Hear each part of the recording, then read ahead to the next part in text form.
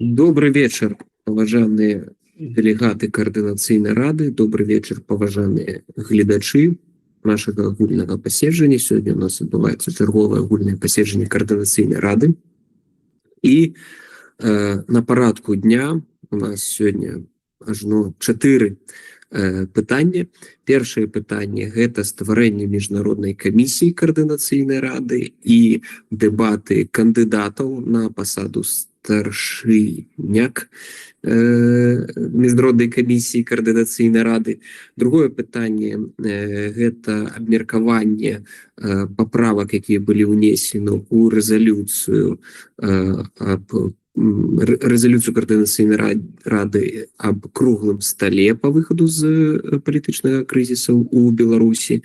Трэцяе пытанне — гэта стварэнне камісіі у нас, якая у нас там трэцяе, па рэформах і падрыхтоўцы пераходнага перыяду. Я таксама бачу па інфармацыі ў нарадзе фракцыі, што падобна адбудуцца ці дэбаты, ці дыскусія наконт старшыні і віцэ-старшыні, намесніка старшыні. І апошняе — гэта камісія па этыцы каардынацыйнай рады. Вось сёння такі у нас насычаны парадак дня. Таму я прапановую пераходзіць да першага пункту парадку дня. Гэта стварэнне міжнароднай камісіі каардынацыйнай рады і дэбаты старшынек на пасаду старшыні міжнароднай камісіі каардынацыйнай рады. Міжнародная камісія, агулам перад гісторыя. Міжнародная камісія — гэта адна з ключавых камісій каардынацыйнай рады. Яе асноўная мэта — гэта прадстаўляць інтарэсы Беларусі, беларусаў і каардынацыйнай рады на міжнароднай арэне і выкарыстоўваць механізмы для набліжэння дэмакратычных зменаў. У нас паступіла у сакратарыят 2 прапановы аб стварэнні камісіі. Рашэннем нарады фракцыі яны былі аб'яднаны ў адну. Задачы і мэты гэтых камісій яны фактычна супадалі.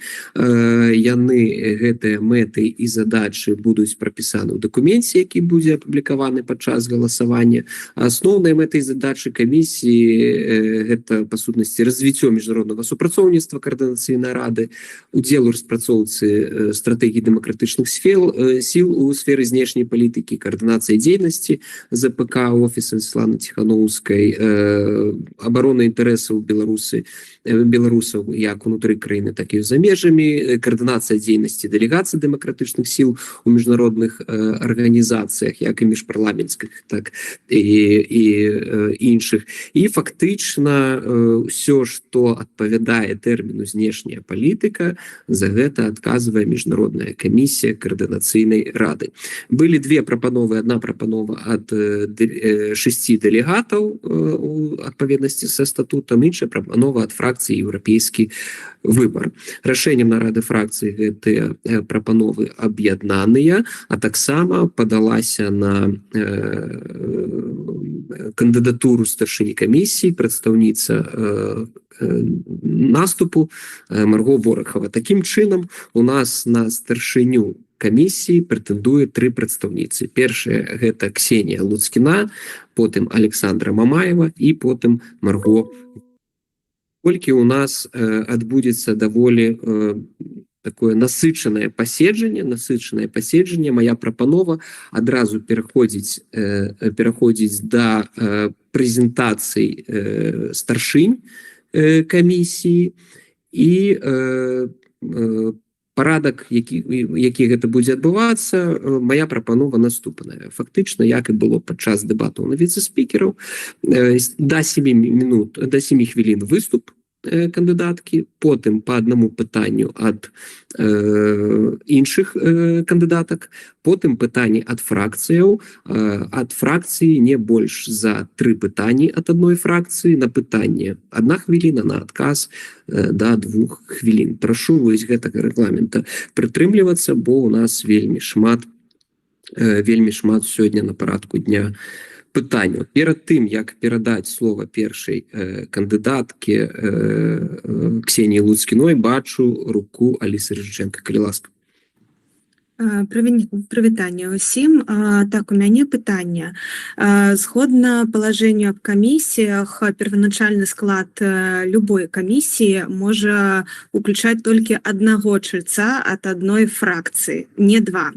Фракцыя «Наступ» дэлегавала Алесі Лапко у две ініцыятыўныя групы, але Маргарыта Ворахава не была дэлегавана «Наступам» ні ў адну ініцыятыўную групу.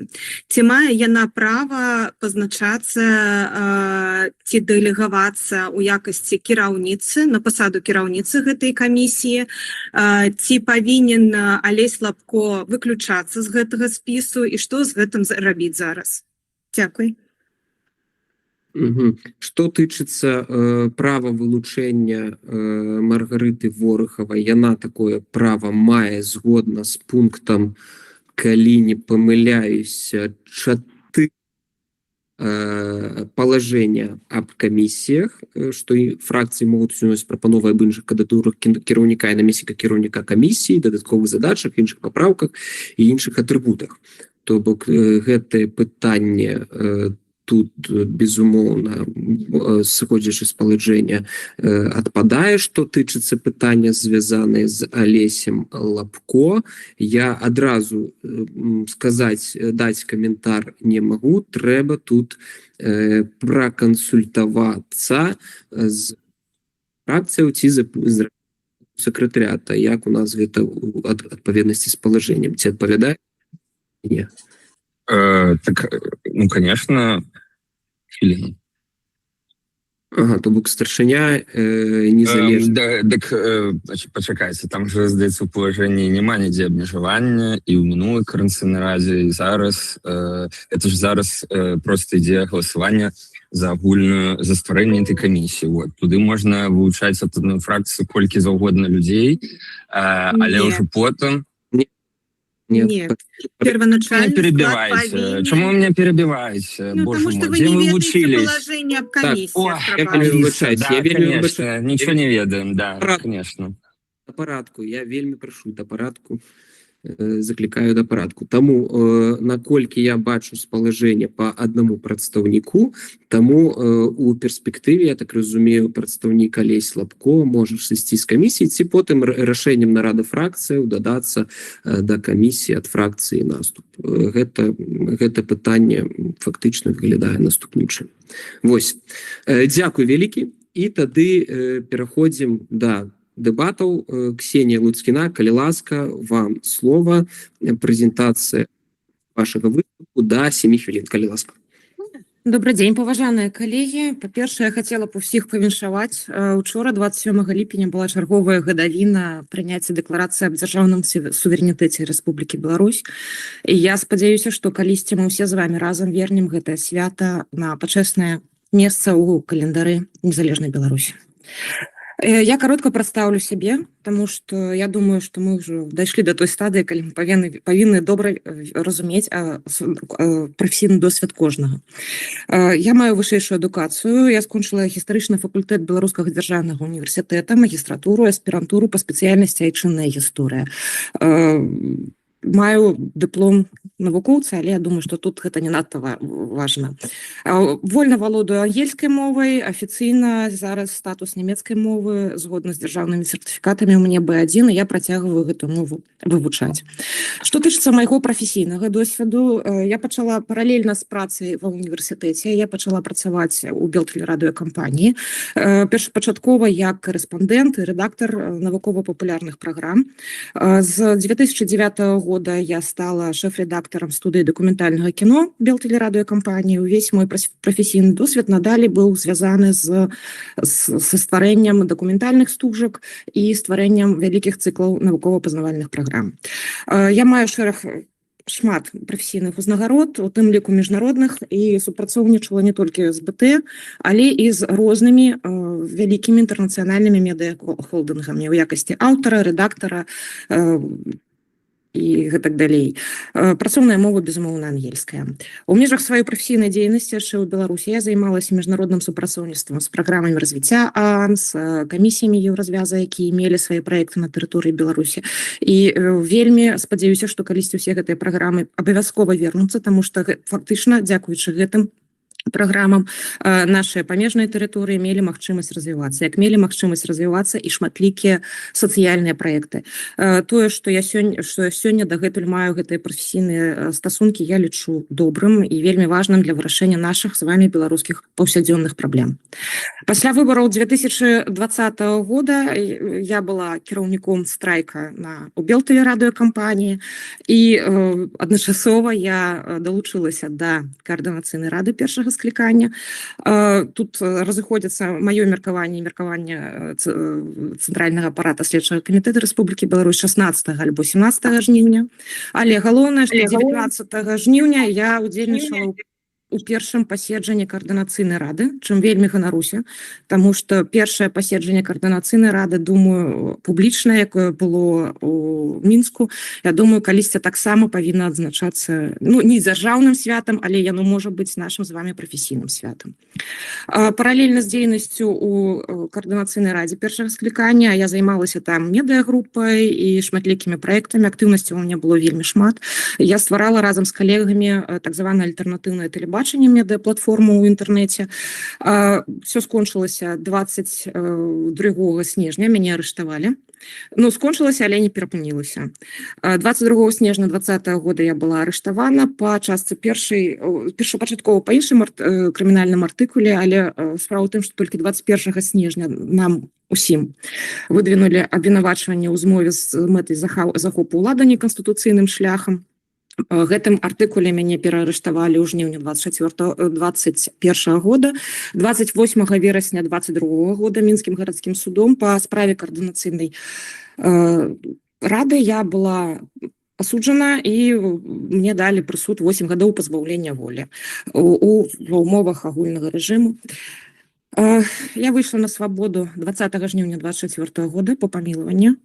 У пачатку сакавіка 25 года мяне вывезлі, эвакуявалі на тэрыторыю Еўразвязу. Я знаходжуся у абсалютнай волі крыху больш за год. За гэты год я займалася на 99% міжнароднай дзейнасцю. Па-першае, як былой палітзняволенай мне былі адкрытыя вялікая колькасць дзвярэй. Я ў гэтыя дзверы ўваходзіла не з нашай беларускай павесткай, з нашымі галоўнымі мэтамі, якія, дзякуй Богу, ніякім амаль не змяніліся з 2020 года. Як было, ёсць і будзе нашымі прыярытэтамі, захоўваюцца вызваленне палітычных зняволеных, захоўваецца патрабаванне спынення палітычнага пераследу сваіх уласных грамадзян, захоўваецца жаданне наступлення дэмакратычных пераменаў, захоўваецца жаданне стварэння нацыянальнага дыялогу, што з'яўляецца асабліва важным сёння, калі сітуацыя міжнародная навокал імкліва змяняецца. Што тычыцца міжнароднай камісіі, я пастараюся быць вельмі хуткай і адкажу на ўсе пытанні. Я лічу неабходным смела глядзець у будучыню і з перспектывы ў гэтую будучыню. Таму што за тыя гады з 2020 года, з першага паседжання каардынацыйнай рады, каардынацыйная рада стала сталай устойлівай структурай. Так, безумоўна, бываюць спрэчкі, але гэта нармальна. Спрэчак няма толькі там, хто ніхто нічога не робіць. У нас ёсць вялікія здабыткі, тытанічная праца, праведзеная офісам Святланы Ціханаўскай і аб'яднаным пераходным кабінетам. Вялікая праца праведзена каардынацыйнай радай, безумоўна. І сёння мы павінны развіваць не толькі існуючыя трэкі, але будаваць новыя шляхі і па іх ісці. Акрамя працы ў дэлегацыях, акрамя працы і развіцця працы над вялікімі дакументамі, якія з'яўляюцца наднацыянальнымі. Мы павінны, на мой погляд, супрацоўнічаць парламенцкімі групамі за дэмакратычную Беларусь. Таму што кожнае рашэнне, якое прынята на наднацыянальным узроўні, павінна быць імплементавана на ўзроўні нацыянальным. У супрацоўніцтве з парламентах, а тут у першую чаргу павінен выходзіць, на першае месца павінна выходзіць каардынацыйная рада, таму што мы протапарламент, мы ўсе абраныя беларусамі. Беларусы ўнутры Беларусі не маюць голаса. Беларусы, якія вымушаны былі выехаць з Беларусі, маюць велізарную колькасць праблем у розных краінах, дзе яны пражываюць. І вось менавіта супрацоўніцтва з парламентамі нацыянальнымі дае тое самае акно магчымасцяў для вырашэння тых шматлікіх праблем з легалізацыяй, з сацыяльнай падтрымкай, з прыёмам палітычных зняволеных, з данясеннем нашай вялікай палітычнай пазіцыі. Я думаю, што для нас гэта гісторыя павінна быць прыярытэтам. Што тычыцца мяне асабіста, за мінулы год я таксама была сакратаркай УПАРЭ, гэта вядома. Я разумею, дзякуючы гэтаму, з вялікім задавальненнем далучылася да працы Каардынацыйнай рады. Разумею ўнутраныя механізмы. У мяне дастаткова добрыя стасункі працоўныя з палітычнымі дзеячамі ў Германіі, Украіны, заходняй, цэнтральнай і заходняй Еўропы. Яны як асабістыя, так і абсалютна прафесійныя. Ну і на заканчэнне, у мяне скончваецца час, я хацела б сказаць толькі адно. Я люблю працаваць у камандах. Я кіравала працай вялікіх каманд. Я разумею, што пасада старшыні міжнароднай камісіі гэта пасада для чалавека, які умее арганізоўваць працу. Я за тое, каб да нашай дзейнасці было далучана як мага большая колькасць членаў Каардынацыйнай рады, каб мы мелі магчымасць выступаць на розных пляцоўках, прадстаўляць інтарэсы Беларусі. І так, кожны з нас мае свой досвед, але ўсе разам мы можам больш. Дзякуй вялікі. Роўна 7 хвілін уклаліся. Супер. Дзякуй вялікі. Наступны крок – гэта пытанне да спадарыні Ксеніі ад яе, як кажуць, візаві кандыдатак на пасаду старшыні. Александра Мамаева одно пытанне і Марго Горахова одно пытанне. Давайте я пачну. Дзякую вялікі, Ксенія, за прэзентацыю. У мяне пытанне, вы казалі, што пасля вызвалення вы займаеце міжнароднай дзейнасцю, але вось па той працы, з якой мы з вами сутыкаліся, я бачыла, што у вас асноўны прыярытэт гэта палітзняволеныя, плюс ваш досвед у журналістыцы вы таксама спрабавалі прасоўваць. Вось мне пытанне, чаму менавіта міжнародная камісія, чаму, напрыклад, не ствараць і не ўзначальваць камісію па палітзняволеных у Каардынацыйнай радзе, чаму не медыаслужба Каардынацыйнай рады, чаму менавіта міжнародная камісія, хаця раней вы сапраўды не працавалі у ёй?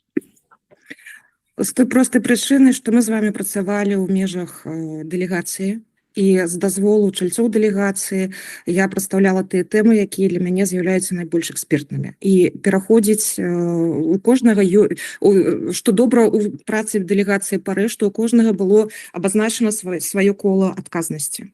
І я разумею, што кожны павінен казаць не хорам, а найлепшыя стасункі, найлепшая камунікацыя будзе тады, калі кожны член каманды будзе паказваць сваю экспертнасць у тым ці іншым пытанні. Што тычыцца маёй дзейнасці не толькі па-за ПАРЭ, то я займаюся і ўсім. Апошні месяц мы займаліся пытаннямі легалізацыі беларусаў у Нямецчыне. Гэта вельмі важнае, цяжкае пытанне, якое ўзнікла апошнім часам. Мы супрацоўнічаем зараз з Міністэрствам замежных справаў, з парламентам і працуем у гэтым накірунку разам з офісам і разам з УПК, і гэта вельмі важна. І фактычна я не абмяжоўваюся толькі пытаннямі палітычных зняволеных. Дзякуй вялікі за адказ. Міжнародная камісія дазваляе працаваць па шырокіх напрамках. Зразумела. Маргарыта Ворахова, пытанне да спадарні Ксеніі Луцкіной. Дзякуючы. У мяне будзе не пытанне, а хутчэй каментар. Просто адкаментую, што на працягу апошніх 2 год так мы супрацоўнічалі з Ксеніяй у парламенцкай асамблеі Рады Еўропы. Я пазіцыю як сакратаркі просто азначыць, што яна паказвала сябе там вельмі прафесійна, як калежанка, як і выканаўца сваёй пасады. Таму тут вельмі хочется просто падзякаваць за супрацу, якая ў нас была, і спадзяюся на шчыльную супрацу потым. Дзякуй. Дзякую, Марго. Дзякуй вялікі. І тады пераходзім да пытанняў ад фракцыяў. Напамінаю, не больш за 2 пытанні ад адной фракцыі. На пытанне да хвіліны. Калі ласка, падымайце рукі.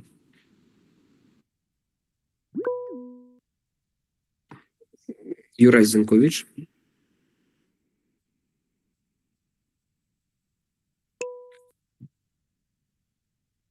Вы зніклі. То есть вас не чуваць.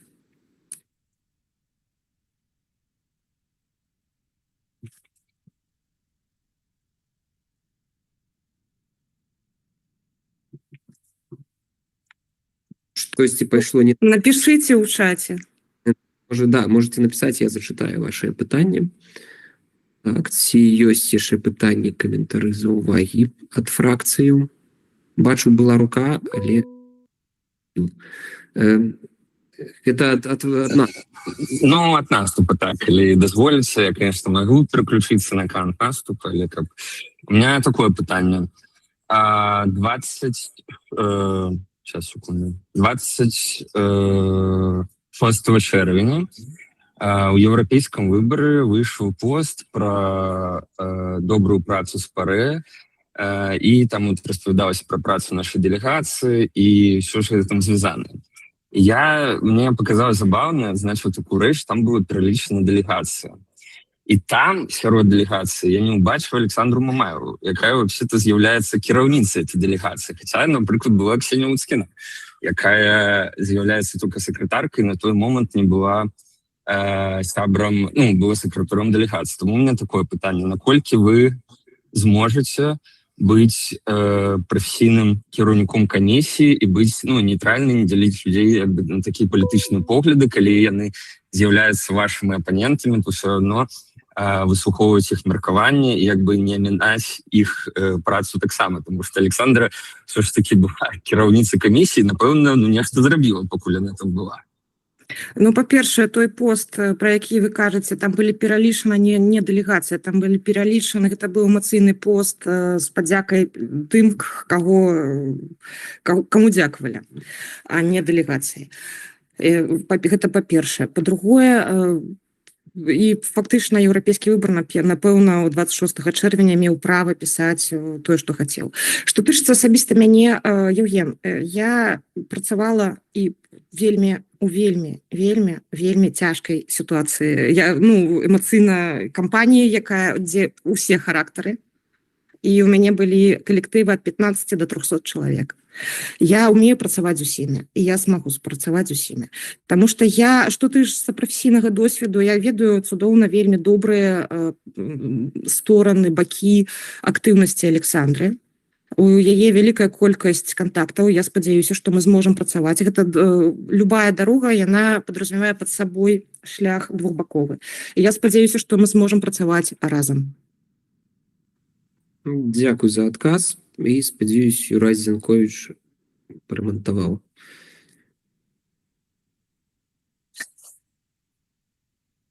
Што ж такое? Бачу, Валерий Мацкевич, калі ласка. Так, Ксения, у меня такое питание. Вы сапраўды прошли вельмі няпросты шлях з таго момента, як мы з вами былі разам у першым складзе координацыйнай рады, і я разумею, что вы адзін з тых немногіх, хто заплаціў гэты кошт за сяброўства координацыйнай рады сваёй свабодай.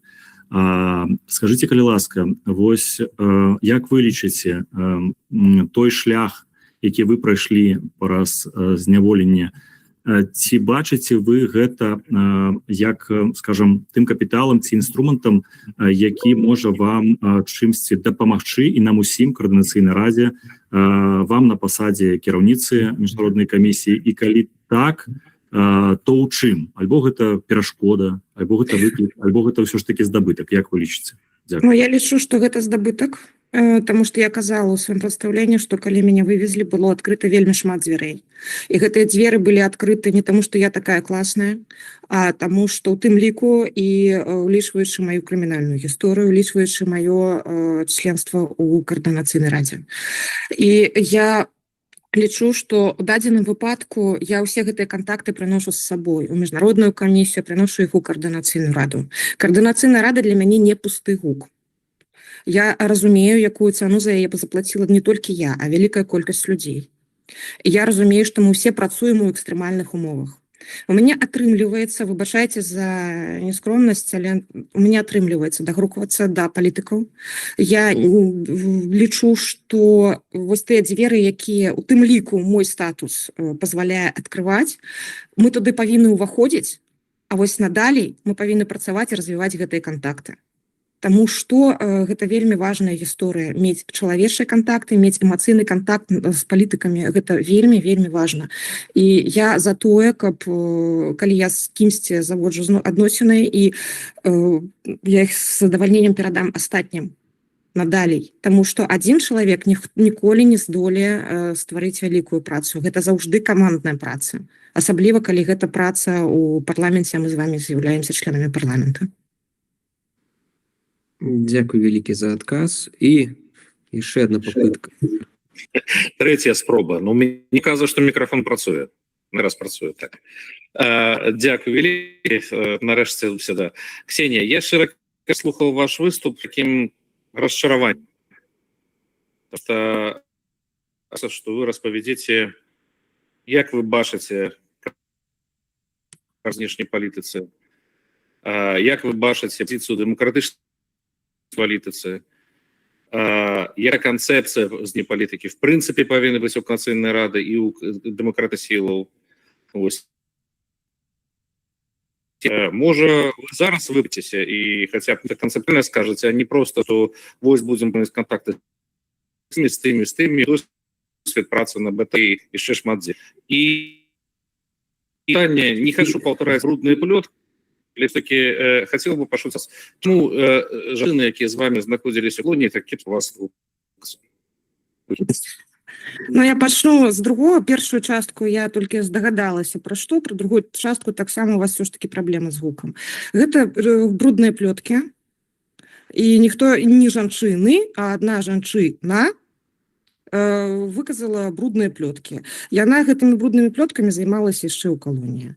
І гэтыя брудныя плёткі вельмі добра адкаментавала адразу і Наталя Дуліна, і гэтую брудную плётку пракаментавала наша Ніва, якая напісала у сваім артыкуле аб тым, што правяралі словы Галіны Дзербыш, і ўсе яны аказаліся хлуснёй.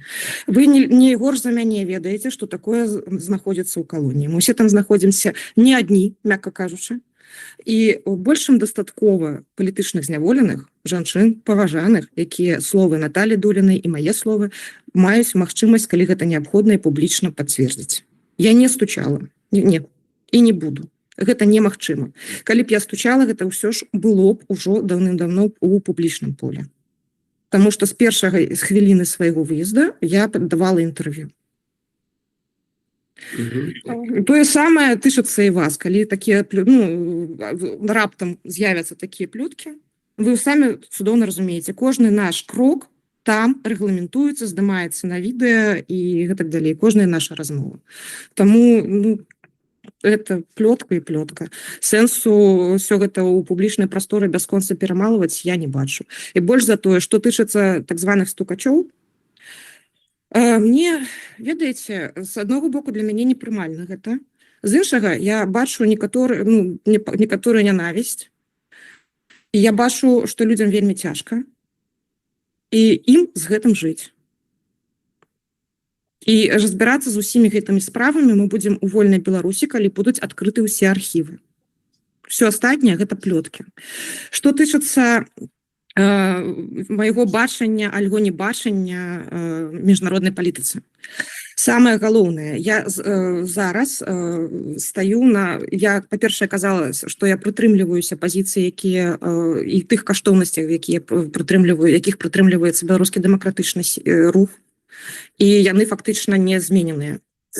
Што тычыцца прадстаўлення пазіцыі каардынацыйнай рады на міжнародных пляцоўках, як кіраўніца, калі мяне бяруць на пасаду кіраўніцы міжнароднай камісіі, буду абавязана прадстаўляць пазіцыю большасці каардынацыйнай рады. Я абавязана буду так арганізаваць працэс, каб нішто не перашкаджала ніякія эмоцыі.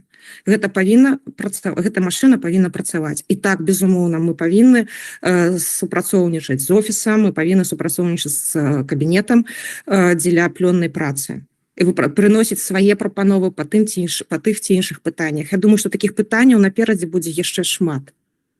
І ад нас з вамі залежыць, як мы будзем працаваць, якія прапановы мы будзем прыносіць. Дзякуй вялікі за адказ. І, спадарня Ксенія, тады бачу, што рук больш няма, вам кароткае заключнае слово. Шчыра дзякуй за ўвагу. Я спадзяюся, што я атрымаю пэўную колькасць галасоў. І я павінна сказаць галоўнае. Я буду працаваць шчыра і сама аддана. Я не умею хлусіць, і працаваць я буду на 100%. Дзеля нашай будучыні, дзеля інтарэсаў Беларусі і беларусаў у першую чаргу. Дзякуй вялікі.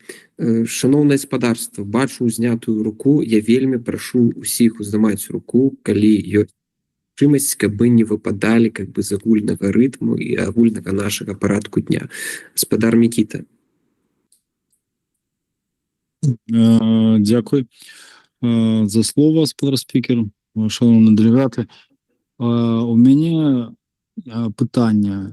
Я чую пастаянна праблему з палітвязнямі, гэта вельмі важнае пытанне, неабходна яго вырашаць, але мы разумеем, што я спадзяюся, мы разумеем, што Так, конечно. не трэба путаць прычыну і следствие.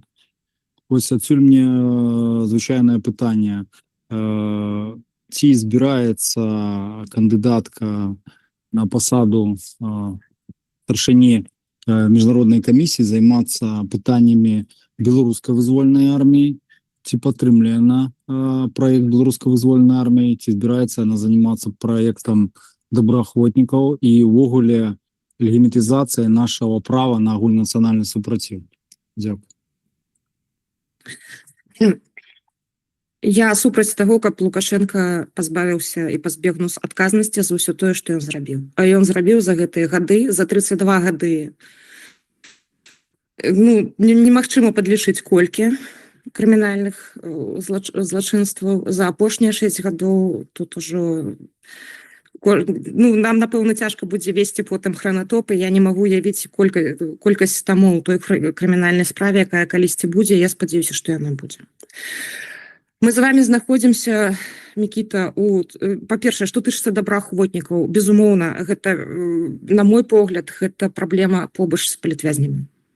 І мы павінны працаваць на міжнародным узроўні, каб дамагацца уключэння і надання роўных правоў беларускіх добраахвотнікаў. Мы павінны змагацца за права, мы павінны шукаць у каардынацыйнай радзе магчымасці праз парламенцкую работу, праз міжнароднае прадстаўніцтва, магчымасці дапамогі, у тым ліку фінансавай для добраахвотнікаў, таму што людзі, якія прайшлі вайну, знаходзяцца ў вельмі цяжкім псіхалагічным, фізічным стане, і, канешне, пытанне стварэння асобных праграм для добраахвотнікаў, на мой погляд, стаіць так жа востра, як і для палітвязняў.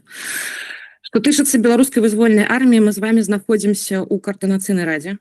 І гэта цудоўная пляцоўка дзеля таго, каб гэтае пытанне вырашыць. І калі гэта будзе вырашана як пытанне, як рашэнне каардынацыйнай рады, то, значыцца, гэта будзе вырашана рашэннем каардынацыйнай радзе. Давайте працаваць над тым, каб каардынацыйная рада, па-першае, прыняла такое рашэнне, падтрымала, і будзем працаваць над тым, каб у тым ліку вы маглі сваю пазіцыю даносіць да міжнародных партнёраў на парламенцкіх пляцоўках.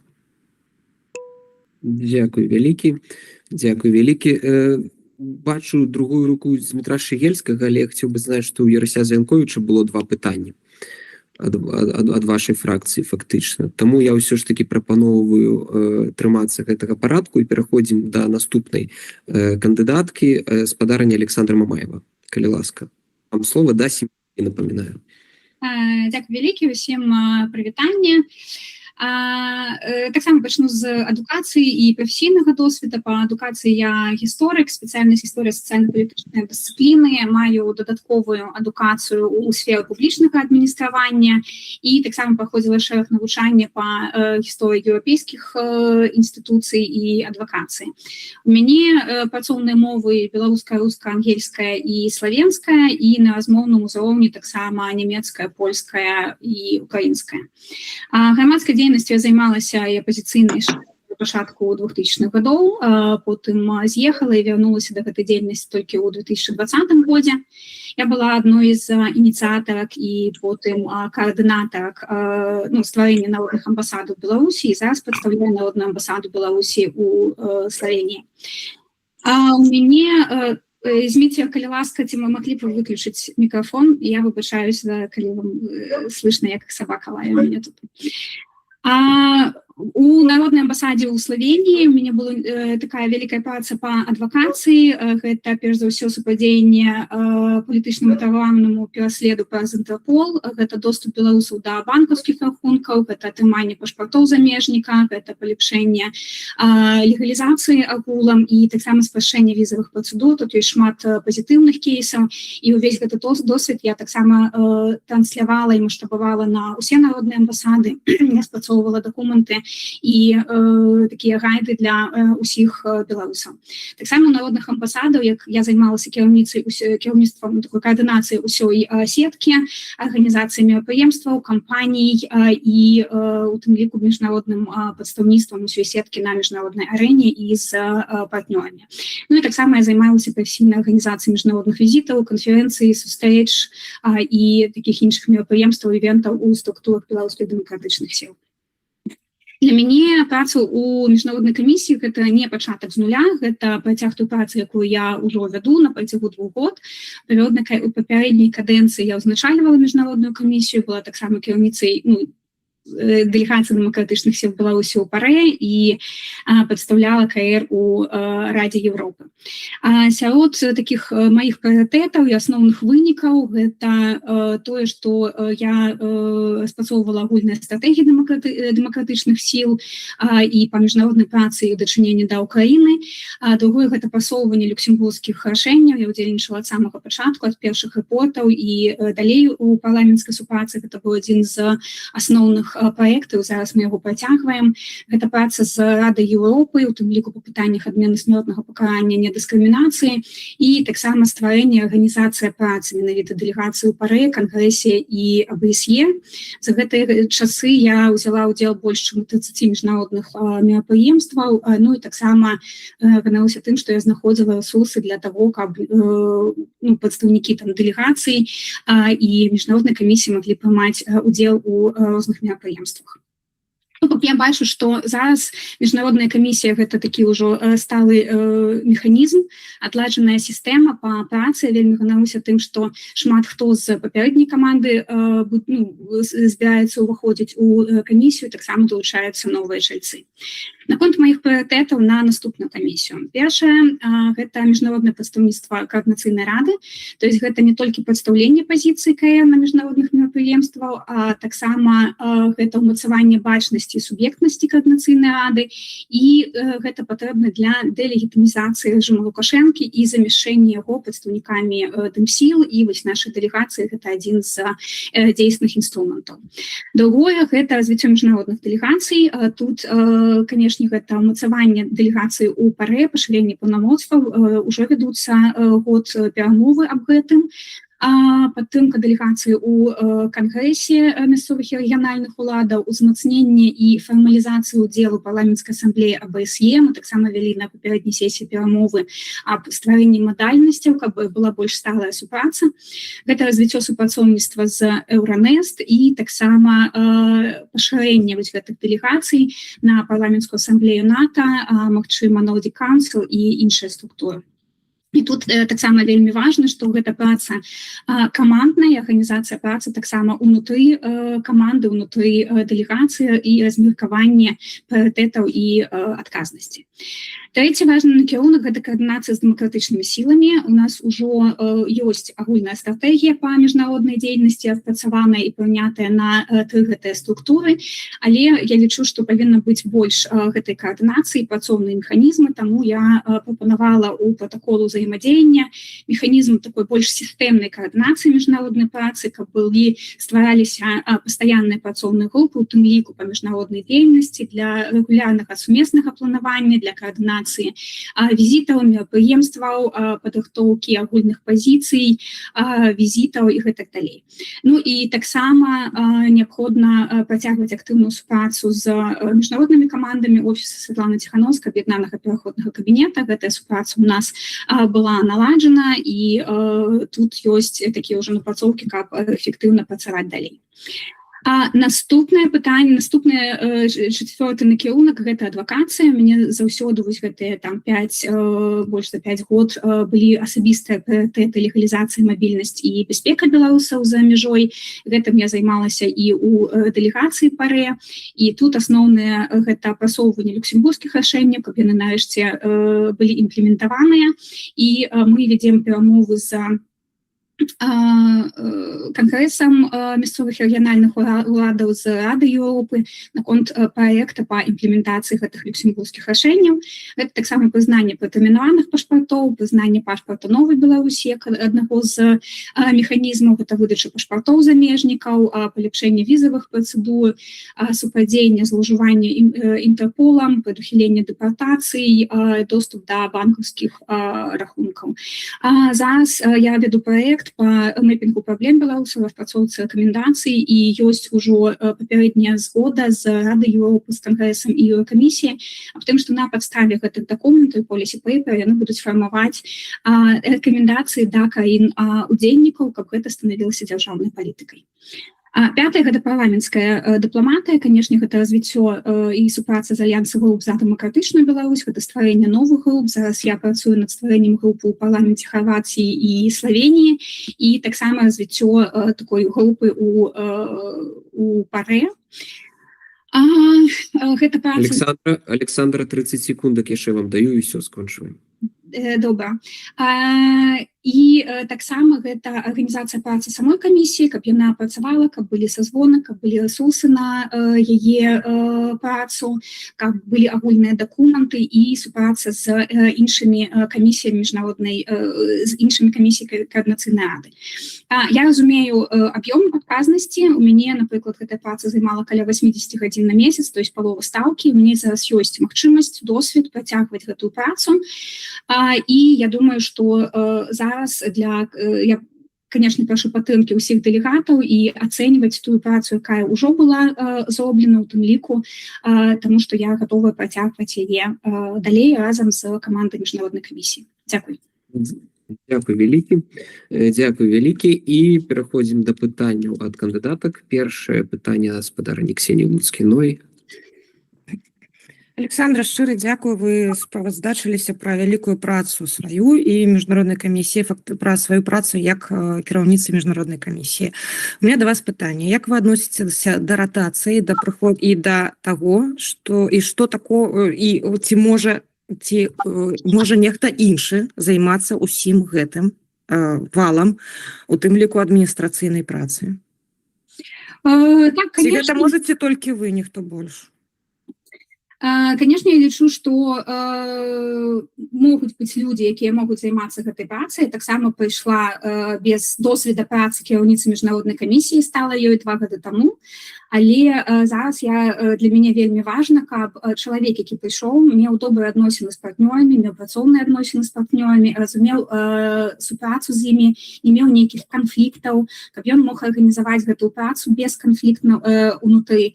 Калі такі чалавек будзе, то конечно, я буду рада і там працаваць далей у камандзе і дапамагаць так, як будзе патрэбна. Дзякуй вялікі. Марго Ворохова, вы можете цяпер задаць пытанне. Дякую шчыра. У мяне таксама каментарне пытанне. Дзякую шчыра вам, Александр, за тое, што вы маеце імпэт працягваць тую працу, якую вялі на працягу апошніх 2 год. Буду рада супрацоўнічаць з вамі і далей. Дзякую. Дзякуй, Марго. Дзякуй вялікі. І пераходзім да пытанняў ад рады.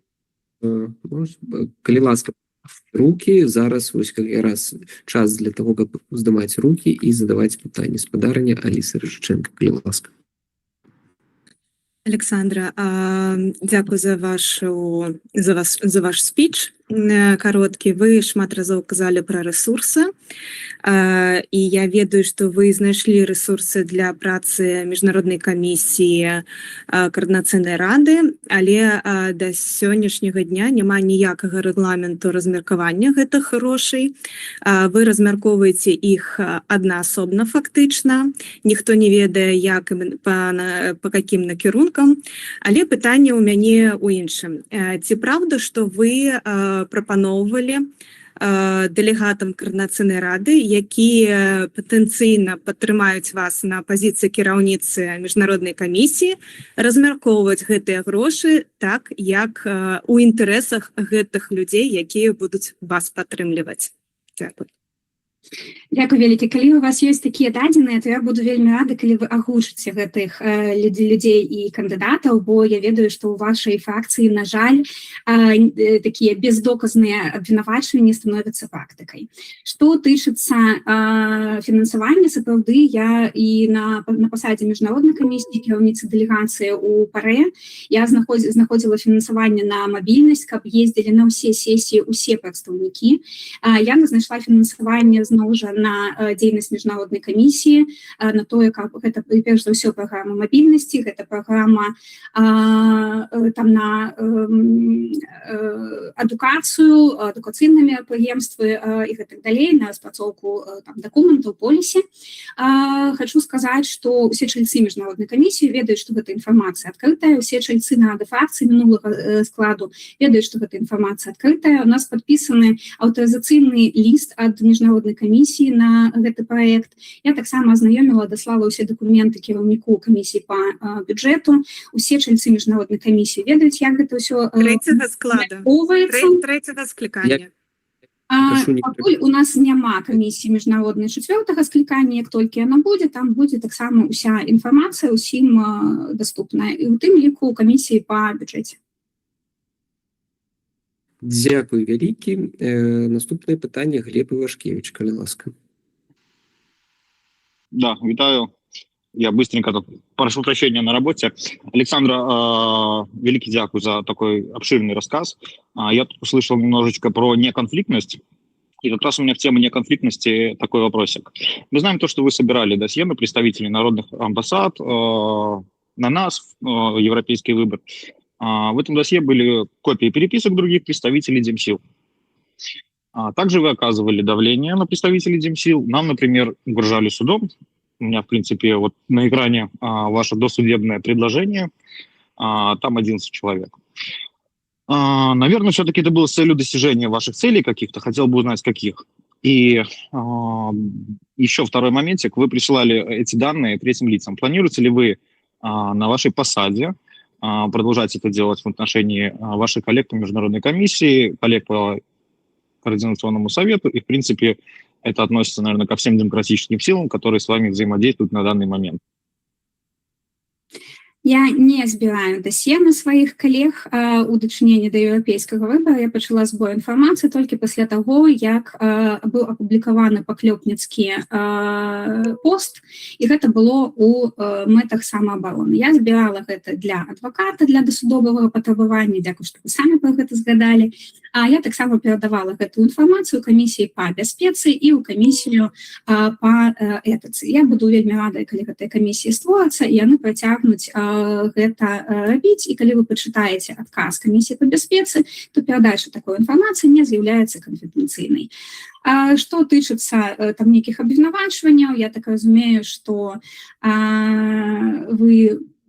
Ну, ладно, поехали. Зразумела, дзякуй. Наступнае пытанне Мікіта Забуга, калі ласка.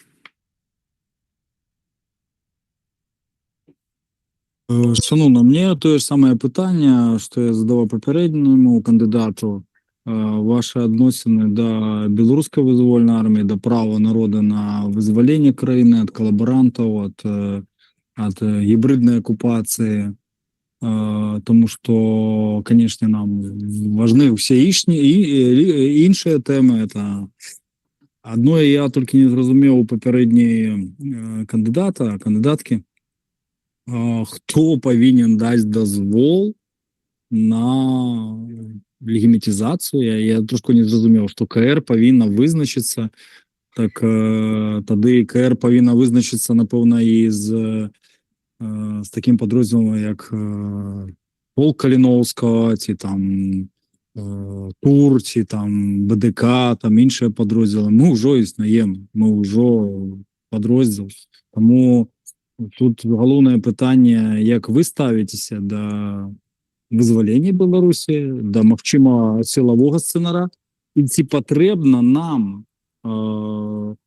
свае нацыянальная армія з мэтай вызвалення Беларусі, ці мы будзем круглымі сталамі вызваляць. Таму пытанне простае: як вы збіраецеся на міжнароднай арэне таксама прадстаўляць інтарэсы добраахвотнікаў, заахвочваць беларусаў, каб яны шлі у падроздзелы Украіны, дапамагалі Украіне, і тым самым спадзявацца, што калісьці і Украіна дапаможа нам. Дзякую. Я думаю, пытанне зразумела. Дякую вялікі. Тут можна просто таксама саслацца на тую працу, якую я ўжо рабіла у дакуменце прыярытэты міжнароднай дзейнасці. Пытанне добраахвотнікаў уключана. Мы працавалі з вашымі папярэднікамі з камісіі па бяспецы, яны перадавалі мне дакументы, якія я потым дасылала далей. У тым ліку я праводзіла перамовы наконт стварэння ці вызвольнай арміі, ці надання права беларусам служыць у арміях іншых войск, у тым ліку гэта было падчас візіта ў НАТО. Што тычыцца Украіны, то таксама я распрацоўвала стратэгію па беларускіх дэмакратычных сілах у дачыненні да Украіны, і такая супраца і дапамагчы Украіне перамагчы ў гэтай вайне з'яўляецца аднім з прыярытэтаў. Наконт таго, як заахвочваць, тут, я думаю, вам больш вядома, што тут можна зрабіць, але са свайго боку я разумею, што перш за ўсё гэта вырашэнне пытання легалізацыі, у тым ліку для ветэранаў, для іх сем'яў, для беларусаў, паляпшэння іх умоваў там, і гэта таксама тое, чым я займаюся і займалася ва ўкраіне, шмат разоў выступала і адвакатавала за вырашэнне легалізацыйных праблем беларусаў там. Дзякую. Дякую. Наступнае пытанне спадараў Павел Латушка. Калі ласка. Добрый день, шановные коллеги, коллежанки, спадарня Александра. Вы слушно казали падчас вашего выступления об важности координации намагання ўсіх асноўных інстытутаў дэмакратычных сіл у працоўцы міжнароднай палітыкі, як стратэгіі, так і тактыкі ўзаемадзеяння. Ведаеце, што у нас есть трохбаковае пагадненне, офіс, кабінет, координацыйнай рады. Прытым мне падаецца, што координацыйнай радзе ні другого, ні трэцяга склікання не ўдалося усталяваць сістэмныя адносіны з парламенцкімі групамі супрацоўніцтва з дэмакратычнай Беларусі, якія створаны практычна у 25, можа трошки больш-менш краінах свету. Гэтымі пытаннямі займаецца выканаўчая структура, офіс Светланы Ціхановскай, канкрэтна Анатолий Лябедзькі. Мы былі выключаны ці у сувязі з уласнай адсутнасцю ініцыятывы альбо з лікам падыходаў Анатолия Лябедзькі, які не вельмі бачыць удзел Координацыйнай рады ў такіх сустрэчах. Вельмі часта мы оказываліся статыстамі, просто чыталі ў СМІ, што офіс сустрэўся з парламенцкай групай у Бундестагу ці ў іншым парламенце. Як вы бачыце ли гэтую праблему? Разумееце, чаму не ўдалося гэта зрабіць падчас вашай працы стратэгічнай камісіі? Што трэба зрабіць, каб гэта выправіць? Дякую. Дякую вялікі. Я б не сказала, што тут наогул не было такой супрацы. Напрыклад, падчас сустрэчы Альянса у Рыме я таксама там выступала, мадэравала панель, таксама я удзельнічала у групе у сустрэчы Альянса у Лондоне у гэтым годзе, але тут пагаджуся, што, на мой погляд, недастаткова гэтай працы і можна яе прасоўваць. Зараз мне падаецца, што ў нас была вельмі добрая супраца, у тым ліку з Анатоліем Лябедзькі па стварэнню такой групы у АБСЕ. Я разумею, што зараз, як я казала, што я праводжу перамовы аб стварэнні такой групы у Харватыі, у парламенце Харватыі, у парламенце Славеніі. Таксама падчас Альянса у Лондоне мы дамовіліся, я прапанавала парламентарам і потым у ПАРЭ таксама, каб прадстаўнікі міжнародных камісій прыязджалі у парламенты, кантактавалі больш з камітэтамі па міжнародных справах, праводзілі брыфінгі, і вось папярэдні ёсць такія дамовы пра правядзенне такіх брыфінгаў у Харватыі, Славеніі, Латвіі, Венгрыі, напрыклад. І я думаю, што гэта та праца, на якой трэба будзе кантактавацца. Таму што я разумею, вельмі паважаю тую працу, якую робіць Анатолий Лябедзькі, але тут мы са свайго боку, як менавіта парламент, павінны быць больш актыўнымі, больш праактыўнымі па сваіх краінах, таксама планаваць такія сустрэчы, і там не абавязкова каб кіраўнікі, а ўсе прадстаўнікі міжнароднай камісіі, каб ладзілі такія сустрэчы, праводзілі рэгулярныя брыфінгі. Дзякуй вялікі. Я так разумею, спадарам Мікіты старая рука. Больш рук не бачу. І тому Шигельский Дмитрий, будь ласка. Я прошу прабачэння, я прыняў руку Никиты за сваю і прошу прабачэння, дзякуй за тое, што далі слова. Спадарыня Александра, у меня некалькі, як бы одно стратэгічнае пытанне з некалькіх подпытанняў. Вы казалі, што вели актыўную працу по украінскаму накірунку. Я хотел бы уточнить конкретно, калі ласка, якія ініцыятывы, проекты або механизмы работы в Украине были инициированы лично вами, а не існавали до вашего включения в этот процесс. Что именно, какое именно конкретно предложение было вами, практичные шаги были предприняты, какие были инициативы инициированы лично вами, або какие шаги были предприняты лично вами, и какие это были выники с этих накірункаў працы менавіта з супрацы з Украиной. И что из реализованного вами принципиально адрознівалася от працы, которую до этого уже вели белорусские инициативы и структуры в Украине. Калі ласка, приведите конкретные прыклады. И наступное, я лічу стратегічнае пытанне для кіраўніка камісіі міжнароднай супрацы. Чи готовы вы, многие ведают, что с Никитой Зубовым у нас есть розные погляды по тактике организацию, але у нас супадают погляды на стратегию вызволения Беларуси, и что стратегично это магчыма только с тым, что будзе створена беларуская вызвольная армія. Як арганізацыйная, гэта іншае пытанне, але гэтае пытанне узнікае.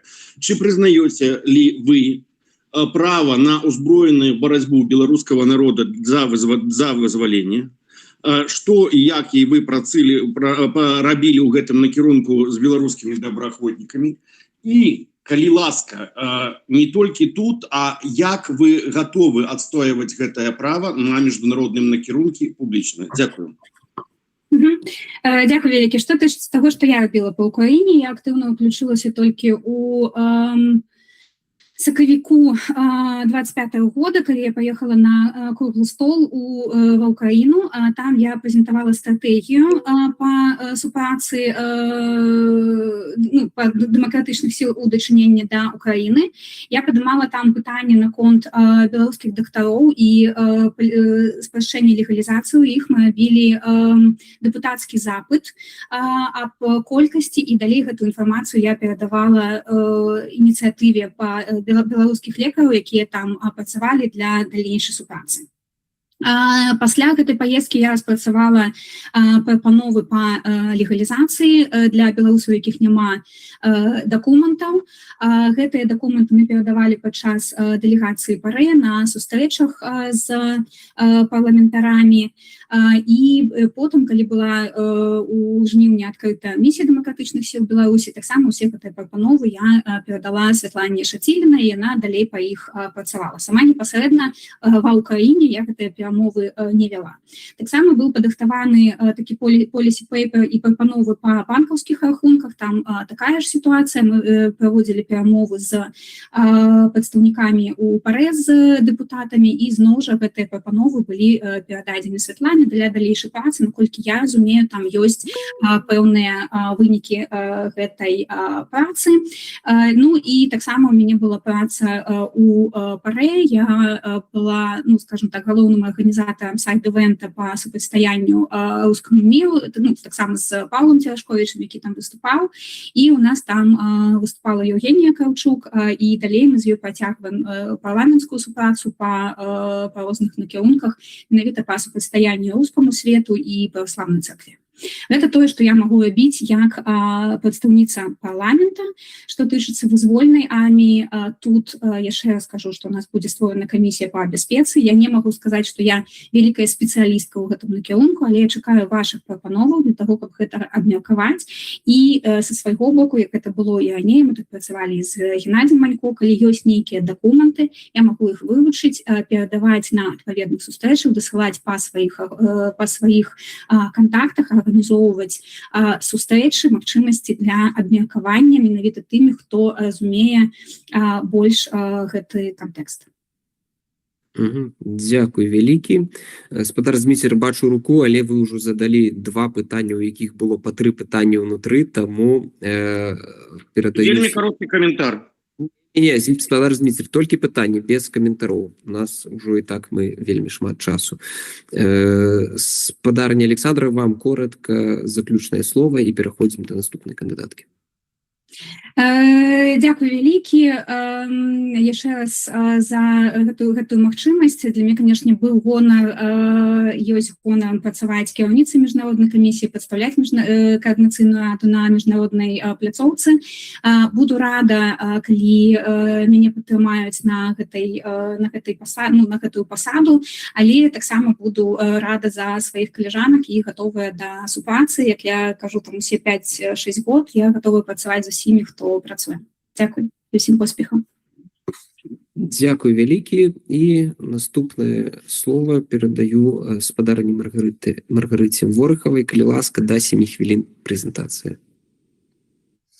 Дякую шчыра і за магчымасць прадставіць сваю кандыдатуру на міжнародную камісію і за тое, што была магчымасць выслухаць нашых кандыдатак на гэтую пасаду. Я лічу шчыра, што міжнародная камісія гэта амаль што не самая адказная камісія, якая існуе ў Координацыйнай радзе, і пасада менавіта кіраўніцы ці кіраўніка міжнароднай камісіі гэта тая пасада, якая нясе на сабе увесь тот вес і ўсю ту вагу, якую мы зараз маем, і ўсю ту адказнасць, якую мы зараз маем перад беларусамі за прадстаўніцтва іх інтарэсаў і інтарэсаў Координацыйнай рады і інтарэсаў дэмакратычных сілаў на міжнароднай арэне. Таму лічу, што да выбара кандыдатуры на гэтую пасаду мы таксама павінны ўсе падыходзіць вельмі адказна. Мы ўжо бачым, якія былі дасягнутыя вынікі па выніку працы міжнароднай камісіі Координацыйнай рады за апошнія гады. У нас ёсць і створаная камісія, створана дэлегацыя ў розныя структуры ў развязу у Рады Еўропы. У нас ёсць і дэлегацыя ў ПАРЭ, у нас ёсць дэлегацыя ў Конгрэс рэгіянальных і лакальных уладаў. Мы маем дэлегацыю зараз, якая ствараецца зараз у ОБСЕ. Мы маем гэтыя пляцоўкі для супрацы сталай з Еўракамісіі, з Рады Еўропы у выгляду кантактнай групы. І ўсе гэтыя пляцоўкі былі створаны дзякуючы намаганням усіх тых, хто займаўся гэтай працай на працягу апошні год. То таксама хочацца сказаць усім дзякуй за гэтую працу. Спадзяемся, што мы яе працягнем вельмі удала.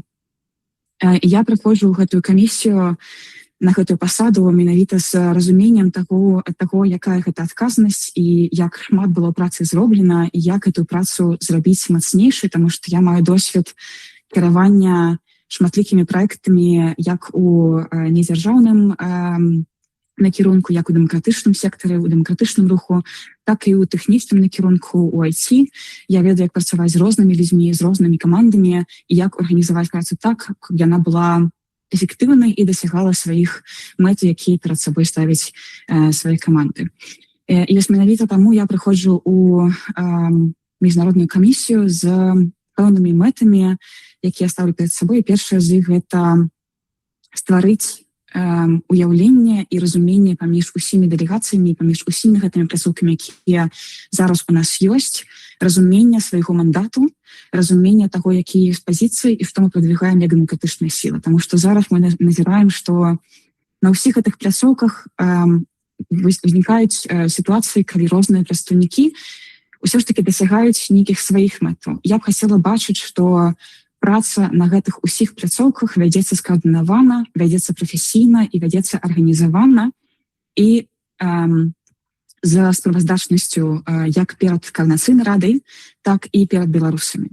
Я вельмі хацела стварыць механізм праз Координацыйную раду, каб беларусы разумелі, што гэтая міжнародная праца, якую мы вядзем на ўсіх гэтых пляцоўках, яна менавіта дзеля гэтых беларусаў, каб яны бачылі за кожнай рэзалюцыяй, за кожным стейтментам, за кожным камюніке, якое выпрацоўваецца Координацыйнай рады, за кожным дакументам, каб яны бачылі, як гэта уплывае на іх жыццё. І я б хацела спрацаваць такім рэтрансляторам, дапамагаць Координацыйнай радзе даносіць свае рэзультаты працы да беларусаў, так, каб яны разумелі, як эта праца на іх паўплывае. Тое, што я бачу як сваю вялікую якасць, якую я прыношу ў Координацыйную раду, у міжнародную камісію, гэта менавіта магчымасць і досвед у тым, як скаардынаваць розныя структуры паміж сабой, таму што я маю досвед працы як у аб'яднаным пераходным кабінеце, так у Координацыйнай радзе, так і ў офісе Светланы Ціхановскай. Я ведаю, як працуюць гэтыя структуры паміж сабой і што павінна мы зрабіць як Координацыйная рада, як міжнародная камісія, каб дамагчыся таго, каб у нас усё ж таки была агульная стратэгія, якая, па-першае, прымаецца ўсімі бакамі, па-другое, выконваецца, і па-трэцяе, каб мы ўсе былі друг перад другом справаздачнымі, каб гэтая справаздачнасць таксама была на пастаяннай аснове дасяжная ўсім як чальцам Координацыйнай рады, так і беларусам, перад якімі мы павінны таксама справаздачыцца. Я таксама маю досвед супрацы з усімі тымі структурамі пляцоўкі, супрацы з якімі я пералічыла ў самым пачатку. Я працавала як з парламенцкай асамблеі Рады Еўропы, як член дэлегацыі з Рады Еўропы, як адвайзерка по напісанні поліці. Я сидзела ў розных камітэтах, дапамагала выпрацоўваць рэкамендацыі для дзяржаваў па розных накірунках, не толькі па моладзевай палітыцы, але таксама па моладзевай палітыцы, па здароўю, па легалізацыі, па правах мігрантаў і іншых. Я таксама супрацоўнічала у рамках стратэгічнага дыялогу з ЗША ад дэмакратычных сілаў, у кантактнай групе з Рады Еўропы, у першых яе паседжаннях, калі яна толькі фармавалася, у кансультатыўнай групе з Еўракамісіяй. Я ведаю, як гэтыя структуры працуюць знутры і як у гэтых структурах нам знаходзіць для сябе нейкія механізмы, каб прасоўваць нашу позу. Таму што зараз мы таксама ведаем пра тое, што міжнародная позва змяняецца стаўленне дэмакратычных краінаў і нашых партнераў да ўспрымання міжнароднай сваёй палітыцы і дзейнасці. Яны дзейнічаюць больш асторожна, і мы павінны знаходзіць у гэтым змяняючымся сусвеце, у гэтым змяняючымся асяроддзі дэмакратычным. Зараз мы павінны таксама фармуляваць свае тэзісы так, каб наши міжнародныя партнеры убачылі ў нас менавіта партнераў, а не тых, хто проста запытвае нейкай дапамогі ад іх. Я ведаю, гэта рабіць так, каб нас усё ж таки чулі наши дэмакратычныя партнеры і працягвалі падтрымку нашага руху. Можа, на завяршэнне просто скажу про тое, што я абяцаю ў сваёй працы як главы міжнароднай камісіі арганізаваць працу камісіі прафесійна, сістэмна, празрыста, каб кожная дэлегацыя ведала свой мандат, каб кожная дэлегацыя ведала сваю адказнасць, каб уся Координацыйная рада атрымлівала ясную справаздачнасць, каб у нас усіх была магчымасць уплываць на усю тую працу і ўсе тыя тэзісы, якія транслююцца зараз на міжнароднай позве, не толькі Координацыйнай радзе, але ў Координацыйнай радзе ў першую чаргу. Таксама, каб у Координацыйнай рады была магчымасць уплываць на міжнародную стратэгію усіх наших дэмакратычных структур. Дзякуй. Дзякуй вялікі. Роўна 7 хвілін. Супер. І пераходзім да пытанняў. Першае пытанне ад Ксеніі Луцкіной да Маргарыты, калі ласка. Па-першае, мы з Маргарытай плённа прапрацавалі крыху больш, чым год. Я хацела падзначыць выдатнае валоданне ангельскай мовай Маргарытай, а гэта неабходна, калі ты працуеш з міжнароднымі партнёрамі. Але ўсё ж таки дазволь задаць пытанне і выбачаюся. Маргарыта, скажы, калі ласка, а акрамя маладзёжнай палітыкі, у якой ты абсалютна прафесіянал, што, я разумею, што усміхаешся, але тым не менш, гэта было тваім прыярытэтам вельмі доўгі час. Я разумею, што твая экспертнасць будзе захоўвацца на карысць беларускай моладзі і ўсяго астатняга. У меня да цябе пытанне пра дыялог Таму што сёння ў павесткі ёсць гэтае пытанне, якім ты яго бачыш і дзе тая тонкая мяжа у дыялогу паміж дыпламатыяй і дасягненнем канкрэтных мэтаў. Дякую. Тут бачу два питання, тады, може, крыху адрефлексую. Па-першае, про тое, што так, я на працягу апошні год займала дэмакратычным руху пасады, якія больш шчыльна звязаныя з моладзевай палітыкай, таму што гэта была мая менавіта персанальная экспертыза, з якой я прыходзіла дэмакратычны рух, і гэта было вельмі арганічна, таму што я прыходзіла з моладзевых арганізацый, але гэта не адзіная позва, і моладзевая палітыка не абмяжоўваецца толькі аховай правоў моладзі, таму што ўсе пытанні, з якімі сутыкаецца моладзь зараз, гэта тыя ж пытанні, з якімі сутыкаецца ўсё беларускае грамадства, ўсе беларускія арганізацыі сутыкаюцца з роўна такімі ж пытаннямі, роўна з такімі ж выклікамі, якія проста рэтрансляюцца на моладзь як адну з, як на такі адзіны зрэз беларускага грамадства. Але гэта датычыцца таксама і больш шырокай грамадскасці, таму я ведаю гэтае пытанне прасоўваць просто без прызмы менавіта моладзевай, таму мне падаецца, тут даволі вялікая экспертыза валодаю як у міграцыйнай палітыцы, як у легалізацыі, усе праблемы, з якімі сутыкаюцца беларусы, я таксама ведаю і праз тое, што персанальна праз іх праходзіла, і праз тое, што супрацоўнічала з беларускімі недзяржаўнымі арганізацыямі, і таксама праз офіс мела дасяг да менавіта дапамогі у другіх напрамках дзейнасці і праз аб'яднаны пераходны кабінет таксама супрацоўнічаў па іншых пытаннях. Што тычыцца дыялогу, вось якраз выкарыстаю гэты момант, каб сказаць, што наступ падтрымлівае тую прапанову, якая была выстаўлена на галасаванне ад коаліцыі «Латышская за свабоду», таму поўнасцю падзяляю гэту менавіта трактоўку рэзалюцыю у гэтай пастанове. Дзякуй. Дякую вялікі за адказ. І спадарня Александра, калі ласка, ваше пытанне. Дзякую вялікі, Маргарыта. Да, я ведаю, што вы шмат працавалі ў Раді Еўропы, і сапраўды там проста давалася такая экспертыза па ўсіх пытаннях, не звязаных толькі з моладзевай палітыкай. У мяне пытанне больш пра супрацу з дэмакратычнымі сіламі. Як вы бачыце вось гэту больш эфектыўную празрыстую працу, якія, можа быць, працоўныя механізмы вы прапанавалі офісу Светланы Ціхановскай, бінарнаму пераходнаму кабінету па супрацы па міжнародным менавіта накірунку для больш эфектыўнай працы? Дзякуй за пытанне, дзякуй за адзнаку. Я памятаю, калі былі слуханні аб'яднанага пераходнага кабінету, мне падаецца, ў прошлым годзе была вельмі добрая рэкамендацыя ад Координацыйнай рады па паляпшэнні супрацы з прадстаўніком па міжнароднай працы аб'яднанага пераходнага кабінету па тым, каб стваралася пастаянная супраца ў межах нейкай працоўнай групы, каб праводзіліся працоўныя сустрэчы на больш сталым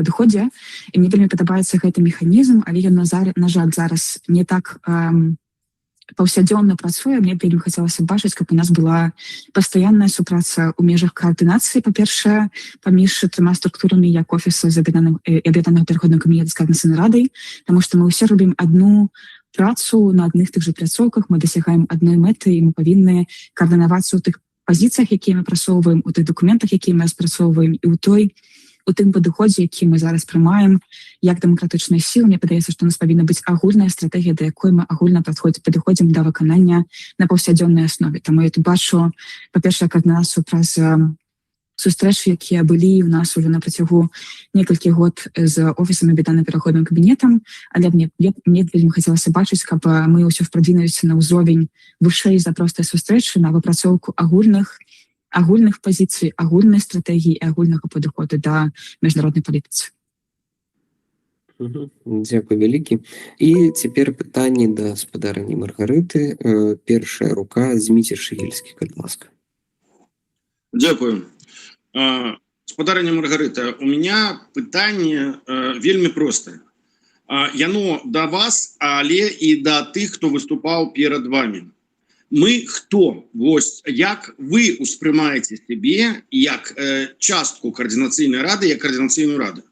Мы хто? Мы Координацыйная рада, як прадстаўнічы орган беларускай іміграцыі і беларускіх дыаспор, якія існуюць у краінах еўразвязу, у іншых краінах Европы. І мы павінны вырашаць пытанні дыаспаральныя, и белорусов у краинах Европы, або мы представляем белорусский народ, а не только иммиграцию, это значно великая большасць. И калі мы представляем белорусский народ, то я не пачуў галоўнага адказа. Якім чынам вы плануеце, якая у вас стратегія? Не вось дамаўляцца, представляць, там яшчэ нешта. Якім чынам вы плануеце з дапамогай міжнароднай палітыкі вернуться у Беларусь и вернуть себе краіну, а не добра уладкавацца у іншых краінах? Гэта прынцыпова рознае пытанне. Дзякуй. Дякую шчыра за такое эмацыйнае пытанне. Паймаю, што вам вельмі баліць гэта, і шчыра прыемна бачыць, што камусьці ўсё ж такі баліць беларуская справа. Мне падаецца, што мы ўсе падзяляем адзіную мэту, як дэмакратычныя сілы. Мы прагнем дамагчыся суверэннай, незалежнай, еўрапейскай, дэмакратычнай Беларусі. Дзеля гэтага павінна быць стратэгія. Тут з вами пагаджуся. І мы як прадстаўніцелі і прадстаўнікі, я прапісала нас як прадстаўнікоў беларусаў толькі замежжа, мы прадстаўляем беларускую дэмакратычную супольнасць, беларускую дэмакратычную грамадскасць. Але я не лічу, што гэта моя задача як кандыдаткі на пасаду кіраўніцы міжнароднай камісіі, ці задача ці мэта кандыдатак іншых. Гэта наша агульная мэта стварыць і выпрацаваць як Координацыйнай радзе агульную стратэгію, якую мы бы падзялялі як усе прадстаўнікі беларускага грамадства. І я б не ускладала гэту ношу па фармаванні стратэгіі толькі на аднаго чалавека, таму што аднаго чалавека не можа быць недастатковай кампетэнцыі, недастатковай візіі, недастатковай вагі прадстаўніка беларускага грамадства у адзінага чалавека. Мы гэта прагнем, мы гэта мусім зрабіць як дэмакратычны абраны орган, як дэмакратычна абраныя прадстаўнікі беларускага грамадства. Таму заклікаю нас усіх і вас таксама далучацца да гэтага працэсу і выпрацаваць гэтую стратэгію разам. Дзякуй вялікі. Аліса Рыжыченко, калі ласка. Дзякуй. Хочу падзякаваць, па-першае, Маргарыце за то, што яна вылучыла сваю кандыдатуру, але тут пытанне іншае. Да сённяшняга дня ты не вылучала сваю кандыдатуру ні ў адну ініцыятыўную групу. І ў мяне пытанне, ці не прымушае цябе нехта вылучаць сваю кандыдатуру у якасці кіраўніцы на міжнародную камісію? Таму што гэта вельмі цікава, што ты сама не вылучалася ў якасці чаліні у ініцыятывы, і толькі сёння ты вылучыла, твая фракцыя прапанавала тваю кандыдатуру на пасаду кіраўніцы. Таму вось мне там такое пытанне, чаму гэта здарылася вось менавіта сёння, а дагэтуль ты пра гэта не думала? Дзякуй. Ніхто мяне не прымушаў ісці ў гэтую міжнародную камісію. Это было маё і рашэнне маёй фракцыі прыняць гэтую выдвинуць сваю кандыдатуру. Чаму я не ўдзельнічала ў фармаванні ініцыятыўнай групы? Для гэтага насамрэч была матывацыя. Матывацыя даволі простая, таму што мне была я мела матывацыю ісці ў дэлегацыю ПАРЭ, таму у абмеркаванні при зборы гэтых ініцыятыўных групаў і еўрапейскага выбараў і групы, якая стваралася Александрай Мамаевай, мы прынялі рашэнне выбіраць таго, хто не мае імпэту вылучаць сваю кандыдатуру на ўдзел у дэлегацыях, таму што ў працэдурах у кіраваннем чальцы дэлегацыяў і ў кангрэс рэгіянальных і локальных уладаў, тыя прадстаўнікі, якія ўваходзяць у гэтай дэлегацыі, будуць далучаны да міжнароднай камісіі, таму намі было прынято рашэнне, каб ад нас быў іншы прадстаўнік ад нашай фракцыі. Дзякуй. Дзякуй вялікі. Мікіта Семененко. Спадарня Маргарыта, скажыце, як асабіста вы лічыце, ці здольны рэжым Александра Лукашэнкі да перамоваў з дэмакратычнымі сіламі Беларусі? І каб прымусіць гэты рэжым да перамоваў, якой стратэгіі вы лічыце варта прытрымлівацца? Узмацняць ціск на Александра Лукашэнку і ягоны рэжым або паслабляць гэты ціск? Дзякуй. Дзякую.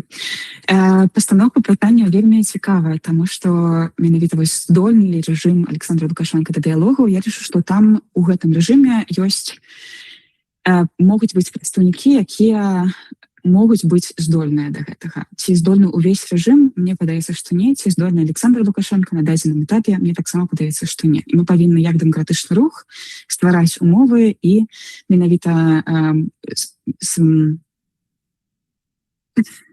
вывучайся, стараць умовы для таго, каб гэты дыялог стаў магчымы і каб у нас з'явіліся ўсё ж такі тыя умовы, якія б нам дазволілі гэты дыялог уцягнуцца з прадстаўнікамі рэжыма. Але тут устае пытанне таго, якія гэта будуць прадстаўнікі, пры якіх умовах гэта адбудзецца і менавіта тую, якую стратэгію мы ўсё ж такі будзем абіраць як дэмакратычны рух да гэтага. Я лічу, што санкцыі гэта інструмент, які мы тут павінны выкарыстоўваць, мы не можам ад гэтага адысціцца. І тут падзяляю стратэгію, якая была прынята дэмакратычным рухам у гэтым накірунку.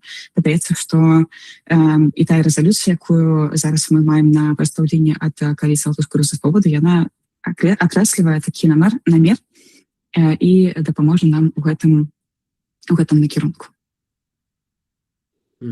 Дзякуй, спадар Юрай Зенкович.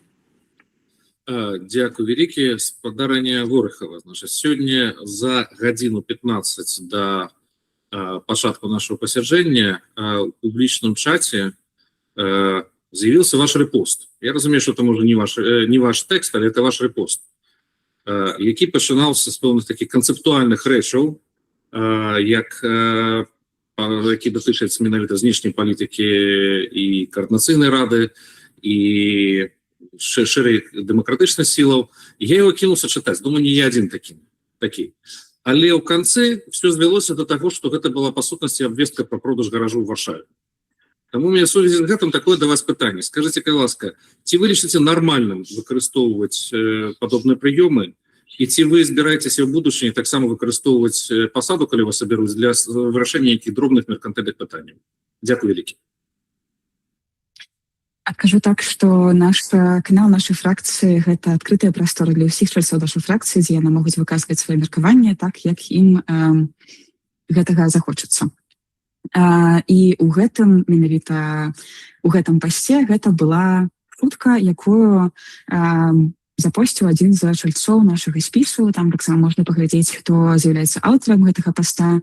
Я не выкарыстоўвала гэтую пляцоўку ў такім накірунку і я проста тут не бачу нават, дзе вы правялі такое лагічнае заключэнне, што я буду неяк выкарыстоўваць гэтую пасаду у такім жа ключы. У нас усе сябры фракцыі, усе сябры нашага спісу маюць магчымасць камунікаваць з нашай аўдыторыяй так, як знаходзіць гэта для сябе магчымым і для сябе добрым, таму мы тут не абмяжоўваем ніякіх свабоды слова, яны выбіраюць тую стратэгію, якая ім бліжэй. Это был ваш рэпост.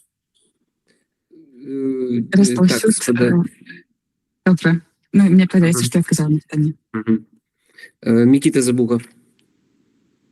Дякую, спадар Маргарита. Видите, у меня то же самое пытанне, што і да мінулых прэтэндэнтаў, таксама і да вас. Толькі, я уже не буду яго паўтараць, вы яго чулі.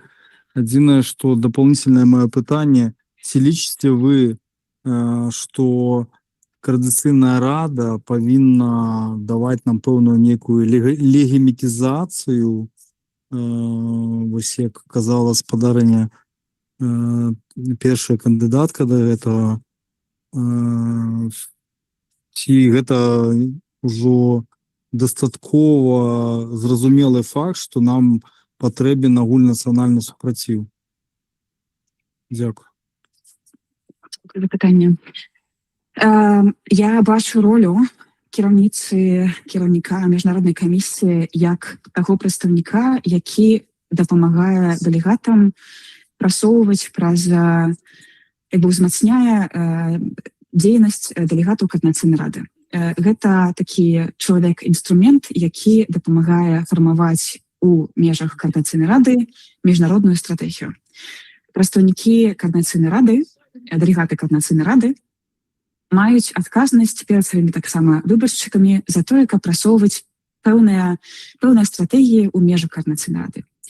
Міжнародная камісія і кіраўніца міжнароднай камісіі мае прадстаўляць агульную пазіцыю Координацыйнай рады. Калі ваша фракцыя здолее ў межах Координацыйнай рады прасунуць гэтую прапанову як адзін з накірунку стратэгіі міжнароднай камісіі, то я буду рада прадстаўляць гэтую стратэгію.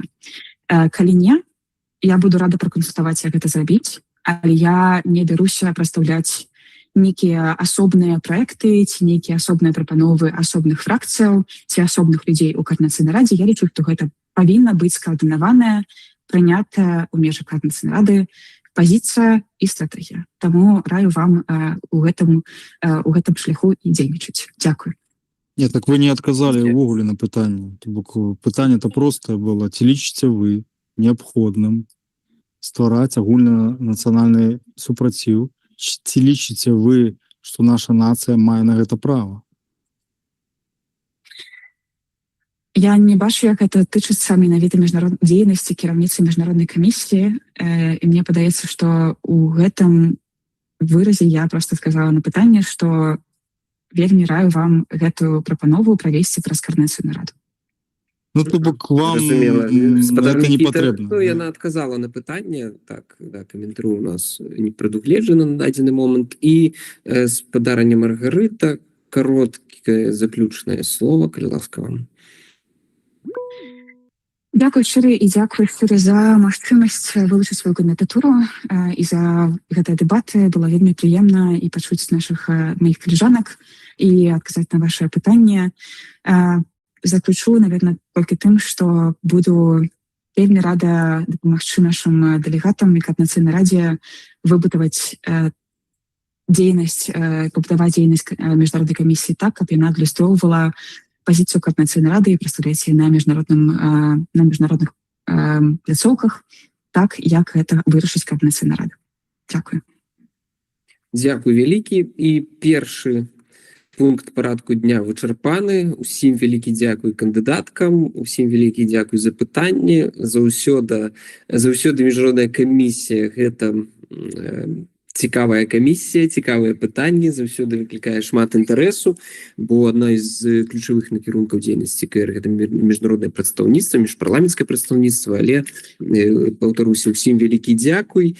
І попрошу сакратарыят адпаведна з працэдурамі выставіць на галасаванне пытанне пра стварэнне камісіі, я так разумею, і пытанне па старшыні камісіі. Вось, такім чынам у нас... Ну, адпаведна з працэдурамі, я там до конца не памятаю, але попрошу, каб гэта адбылося адпаведна з працэдурамі. І прапаную пераходзіць... Могу, да, только прокомментую, что так як у нас там яшчэ две розныя заявы, зараз прапанову, да, аб стварэнні камісіяў трохі розныя. Трэба, напэўна, спачатку все-таки з лідаркамі ініцыятыўных груп там узгадніць дуже супольную заяву. Ну, сакратарыят это зробіць, і тады уже арганізуем выборы. Просто до того, что, может быть, яшчэ сёння не атрымаецца, тады уже завтра раніцай пачнуцца выборы. Но будем намагацца зрабіць всё мага хутчэй. Ну так, я бы прапановаў сёння, але калі тэхнічна складана, то тады заўтра. Але як мага хутчэй гэта трэба зрабіць. По процедуре все-таки, как нам потлумачили, як будут проходить выборы. То есть я так разумею, что выборы будут знову 2 туры, и что мы будем робіць, калі ну, в выніку ни одна з кандидаток может быть так, что никто не набирает больше за полову голосов. Ну, будет другі тур, і ў другім туры нехто павінен набраць больш за 50%. Не обовязково. Может быть так, что никто не набирает. Что в этом выпадку будет? Это не может быть математично. Там же только 2 кандидата будут у другим туре. 2 кандидата, але может быть так, что... Ну, чисто теоретично может быть, конечно, 40/40, но але малоимоверно. Еще раз тлумачу. Голосує 60 человек. 29 подтримало одну кандидатуру, 28 другую, 3 проголосовали супротив всех. Никто не набрал больше за 50%.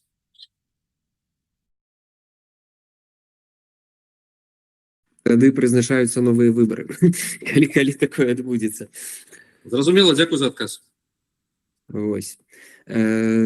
Так, бачу руку Александры Мамаевай, так. Да, у мяне просто пытанне, мы таксама будзем галасаваць за кандыдатуру намесніцы старшыні, ці будзе яе прэзентацыя зараз, ці забыліся мы па гэта, ці гэта магчыма не планавалася? Ірына Халопіца. Было у нас намесніцы прэзентаваліся? Не, з улікам того, што у нас няма як бы конкуренції за гэтую посаду, то напевно якби і немає сенсу проводити. Агульним складом. Якби йде пакетом. Да, раніше просто лідера представляв, звичайно, був тільки один кандидат на керування комісії. Він представляв там праці комісії. Ну так, бо яна, я так разумею, выходзіць у агульны склад адзіны, просто зацвярджэннем гэтага склада мы зацвярджаем і намесніцу. Зразумеў. Дзякуй за каментар. І тады пераходзім да другога пытання парадку дня. Каб час не зацягваць, было две поправки, одна редакційная, другая нередакційная. Поправки были прыняты, тому прошу секретаріат выставить на голосование, там частково прыняты. Ось так, прошу секретаріат выставить на голосование прапанову резолюции Координаційної ради по падрыхтоўкі круглого стола по выходе з палітычнага крызісу Беларусі. Так само, відповідно, з процедурами. І третє питання порядку дня – комісія по реформах.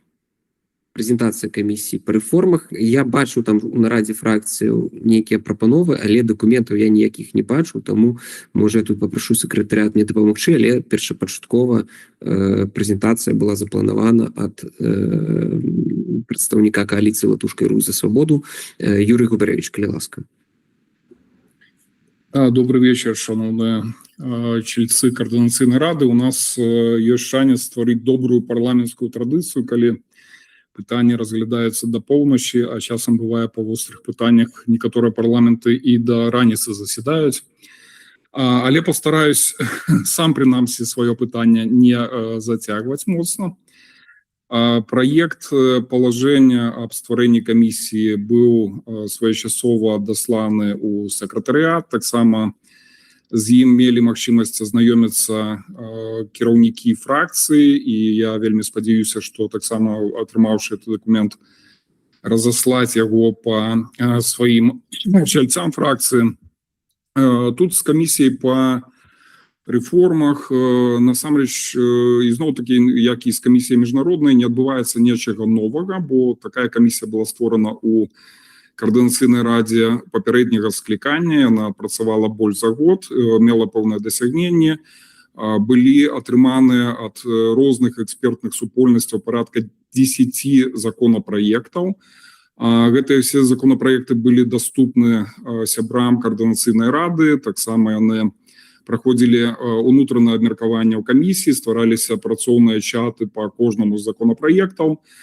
3 з іх мы змаглі правесці праз публічнае слуханне на Координаційнай радзе. Это закон об гендернай роўнасці, закон об мясцовым самакіраванні, тому такі цэлы нават там комплекс законаў, вельмі важная тэма. І закон об палітычных партыях. Я думаю, что это таксама одна з тых тэмаў, якая адпавядае дзейнасці Координаційнай рады і фармавання будущего парламентаризма у новой Беларусі, демократичной Беларусі. Сама камісія мае больш пашыраную назву. Яна называется Камісія Координаційнай рады по реформах і падрыхтоўцы пераходного перыяду. Чаму менавіта так? Бо у грамадскім дыскусіі існуе такое запатрабаванне ад Координаційнай рады працаваць над разглядам реформаў, законопроектаў, проектаў новой конституцыі. Шэраг экспертаў з гэтым выказваюцца пэўныя прадстаўнікі офіса Светланы Ціхановскай, якія адказныя за законопроекты і проекты новой конституцыі, но на маё перакананне это вельмі звужае падыход да будучага рэфармавання Беларусі, бо мы, конечно ж, маем права і пэўны абавязак нават сёння праводзіць праз каардынацыйную раду тыя законапраекты, якія распрацаваны рознымі экспертнымі групамі альбо палітычнымі партыямі. Тут, дарэчы, ёсць вельмі шырокая супраца і з партыямі, якія працуюць над сваімі канцэптамі рэформаў. Але гэта недастаткова, каб рэформы адбыліся, бо каб яны былі паўнавартаснымі, патрэбны комплексны падыход. Не толькі законапраекты, не толькі тыя правілы, па якіх будзе жыць новая дэмакратычная Беларусь, але яшчэ і людзі, якія разумеюць гэтыя правілы, якія будуць працаваць дзеля іх рэалізацыі. Гэта падрыхтоўка адпаведных кіруючых кадраў у сферы дзяржаўнага кіравання, публічнага адміністравання. Тут маецца на ўвазе і кампанія «Кадравы рэзерв», і не толькі, і партыйная дзейнасць па падрыхтоўцы такіх кадраў у палітычныя органы новай Беларусі. Ну і аснова ўсяго гэта стратэгіі пераходнага перыяда. Бо калі мы не будзем мець дакладнага уяўлення, як это все рэалізаваць в момант, калі гісторыя нам праставіць такі шанец, то ізноў-такі вся праца по законапраектах, яна будзе просто пакладзена ў стол, і мы рызыкуем змарнаваць час і не рэалізаваць гэтыя рэформы. Таму для камісіі ставяцца ось гэтыя тры асноўныя мэты. Это распрацоўка стратэгіі пераходнага перыяду, падрыхтоўка, разгляд і зацвярджэнне праектаў рэформаў альбо законапраектаў, ну і таксама фармаванне стратэгіі стварэння кадравага рэзерву дзяржаўных служачых. У задачах камісіі закладзены организация и проведение открытых и закрытых слуханий, круглых столов, тематичных сессий для выявления думок и позиций делегатов Координаційної ради. Это то, что мы робили в попереднем скликании. Так само высветление позиций белорусских громадских и политичных лидеров, инициатив, организаций белорусских демсилов и громадянской супольности, бо по проектах реформов працує шмат незалежных экспертных центров, якія тяжко аднесці до нейкіх конкретных политичных силаў.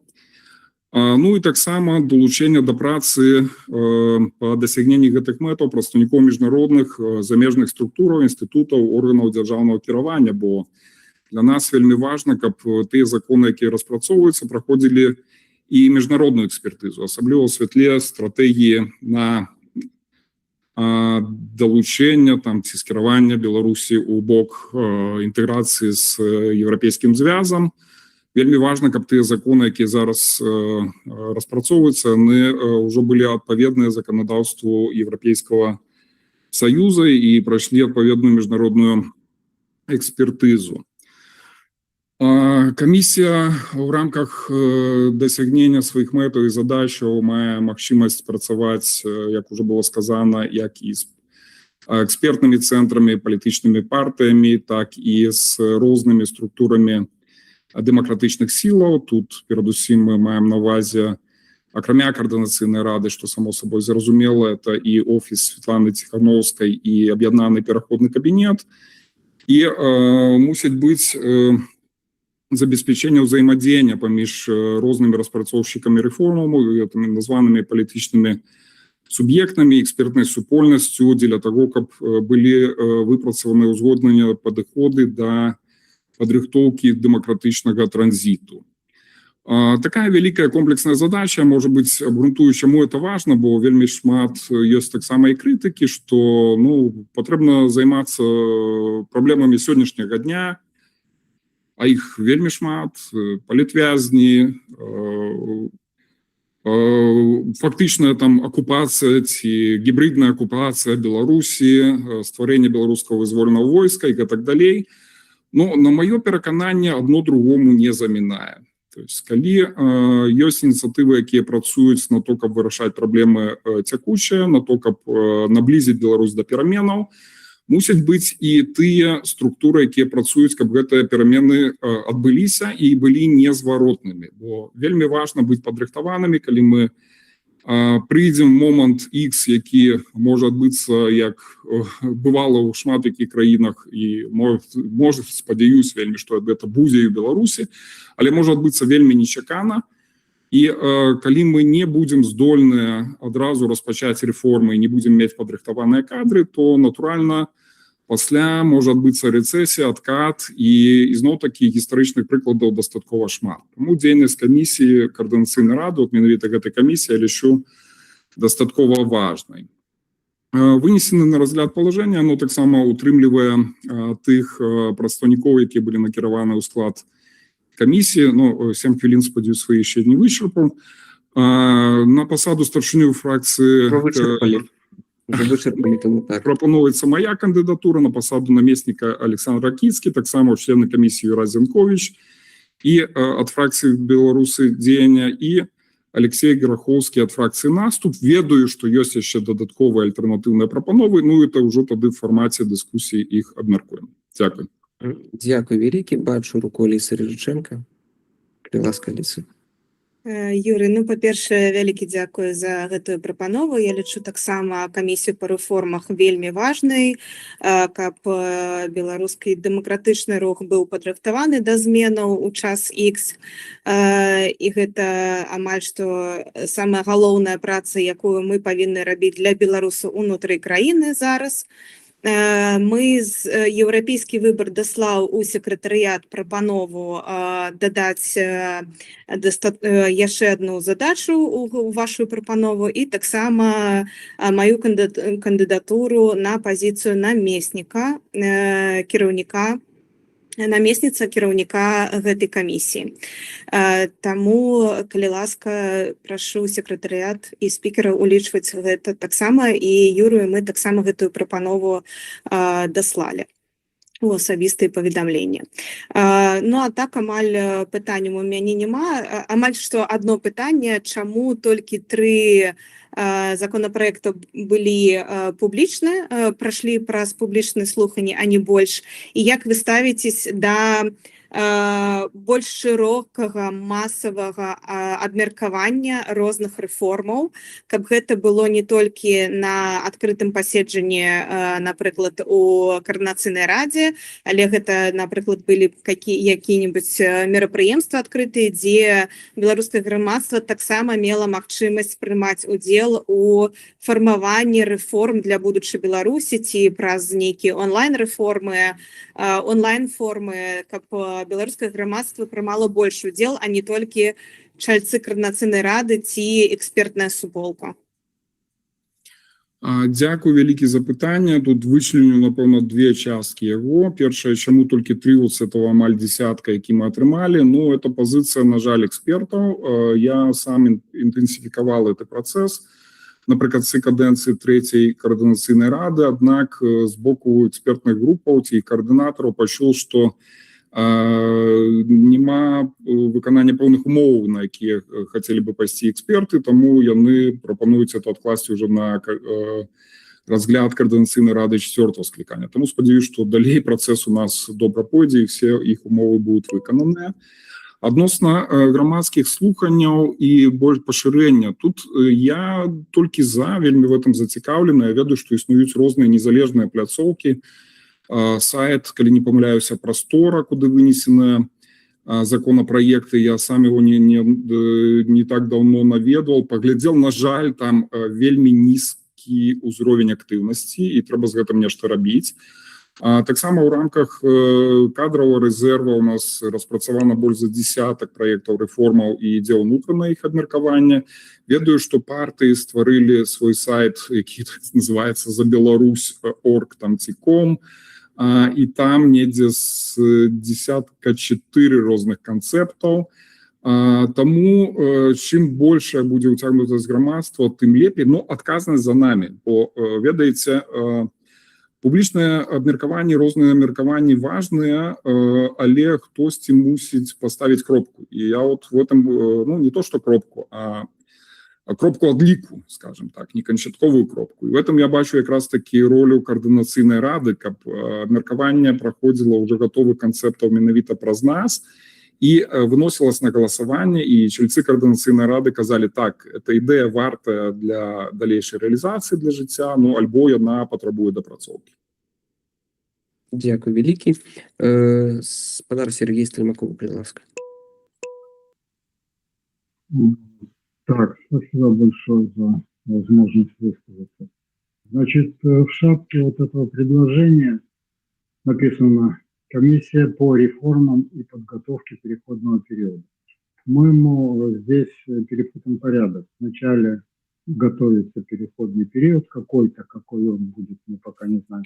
И потом в соответствии с развивающимися событиями могут быть и порядок реформ, и сами реформы тоже какими-то совершенно неожиданными. У нас дальше в абзаце о целях деятельности Координационного совета первым пунктом стоит по умолчанию мирный трансфер власти в Беларуси. Мы как бы отметаем вообще возможность силового перехода власти в Беларуси. То есть мы исходим опять, как в 2020 году, только из концепции, что белорусы белорусов бить, а тем более убивать не будут, и мы мирно будем договариваться о том, как будет происходить трансфер власти. По-моему, это совершенное детство, и тут нужно, скорее всего, возможно, даже на первое место ставить все-таки возможность или вероятность того, что произойдет все-таки в той или иной степени масштабирования какой-то силовой сценарий. Поэтому выстраивать вообще всю работу такого рода комиссии нужно, исходя из того, вот Никита Забуга всех здесь за сегодня пытал одним вопросом, что, господа, у нас не гарантировано мирный переход власти.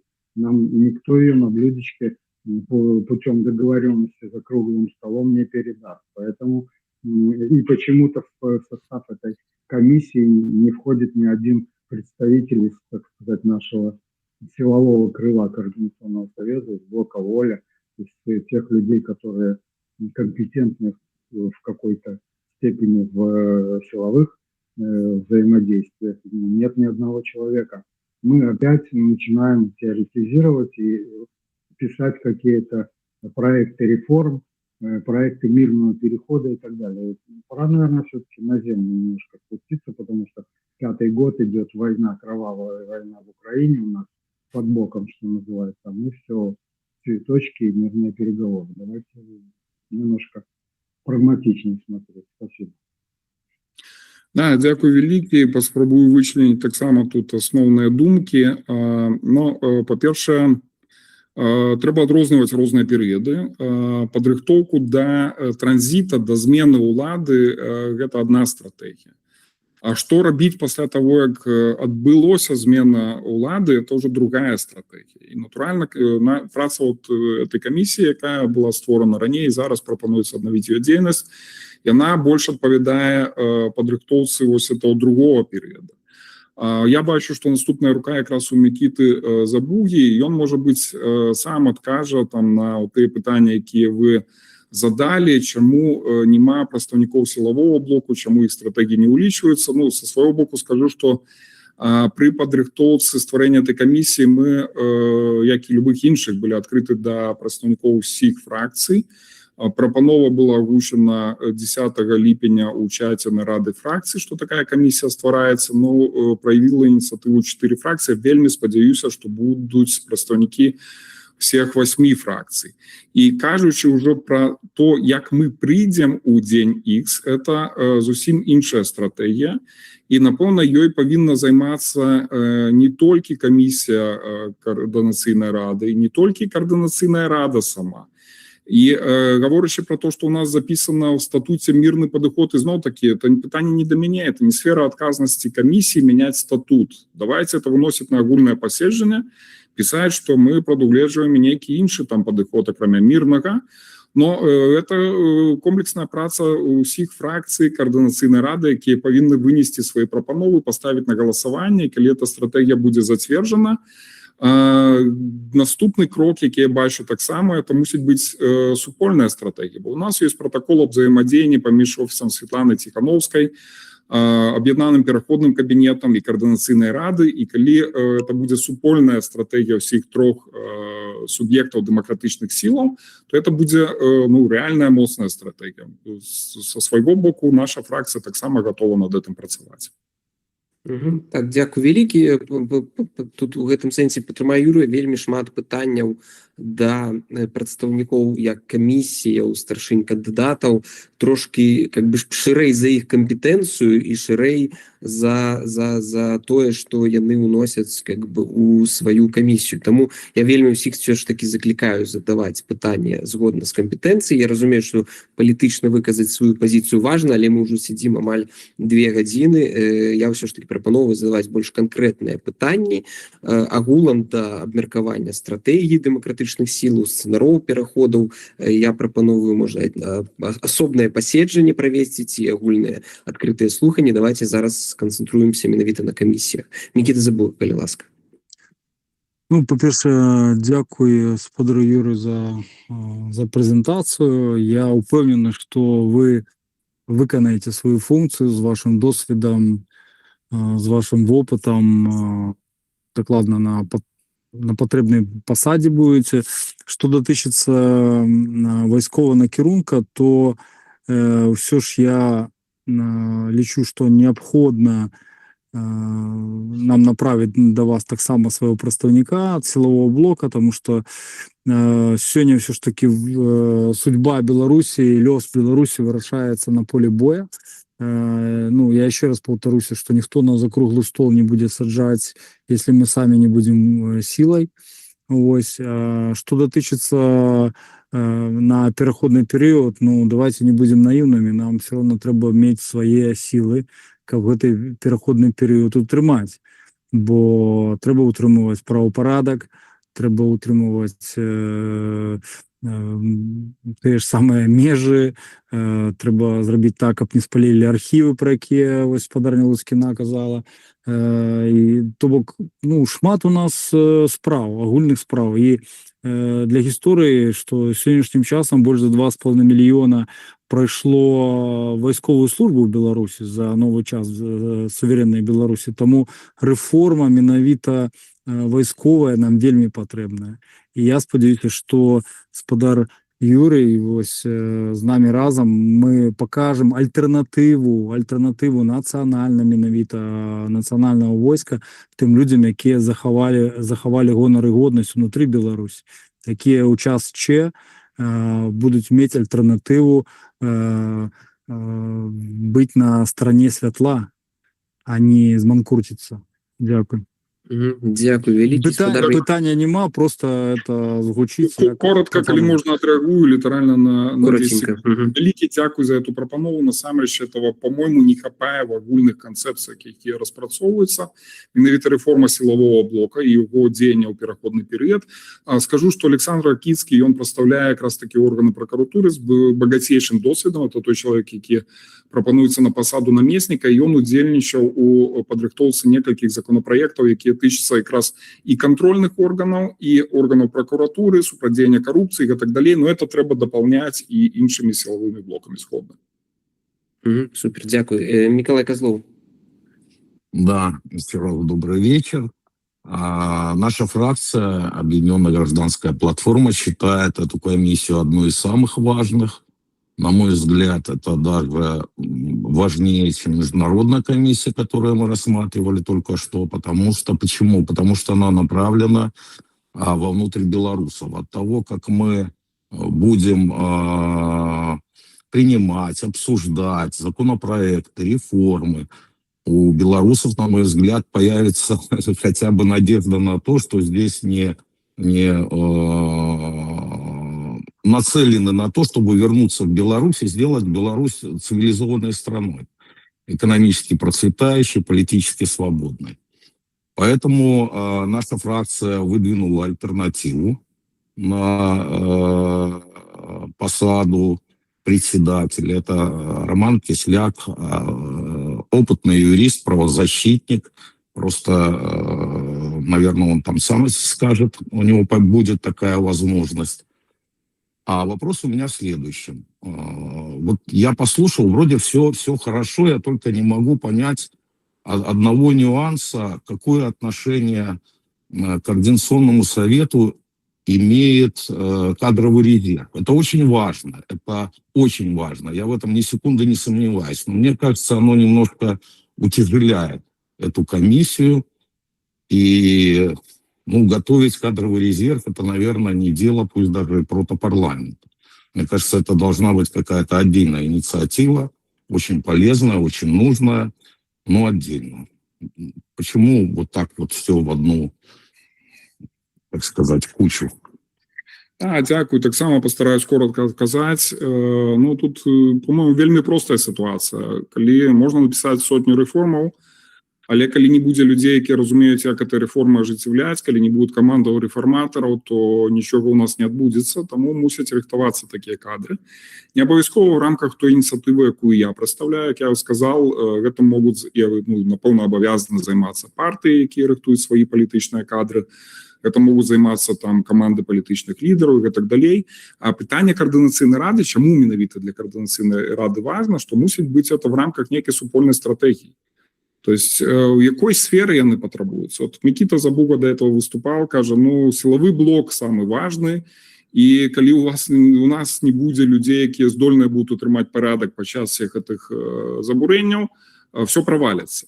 Хтосьці іншым можа сказаць, што вельмі важная сістэмная рэформа ў сферы самакіравання. Калі у нас не будзе падрыхтаваных мэраў гарадоў, там патэнцыйных, там адказных за гаспадарку там муніцыпалітэтаў, все провалится. Люди голодные и выйдут на улицы, заваленные смецем. Я прошу прощения, речь идет не о важности,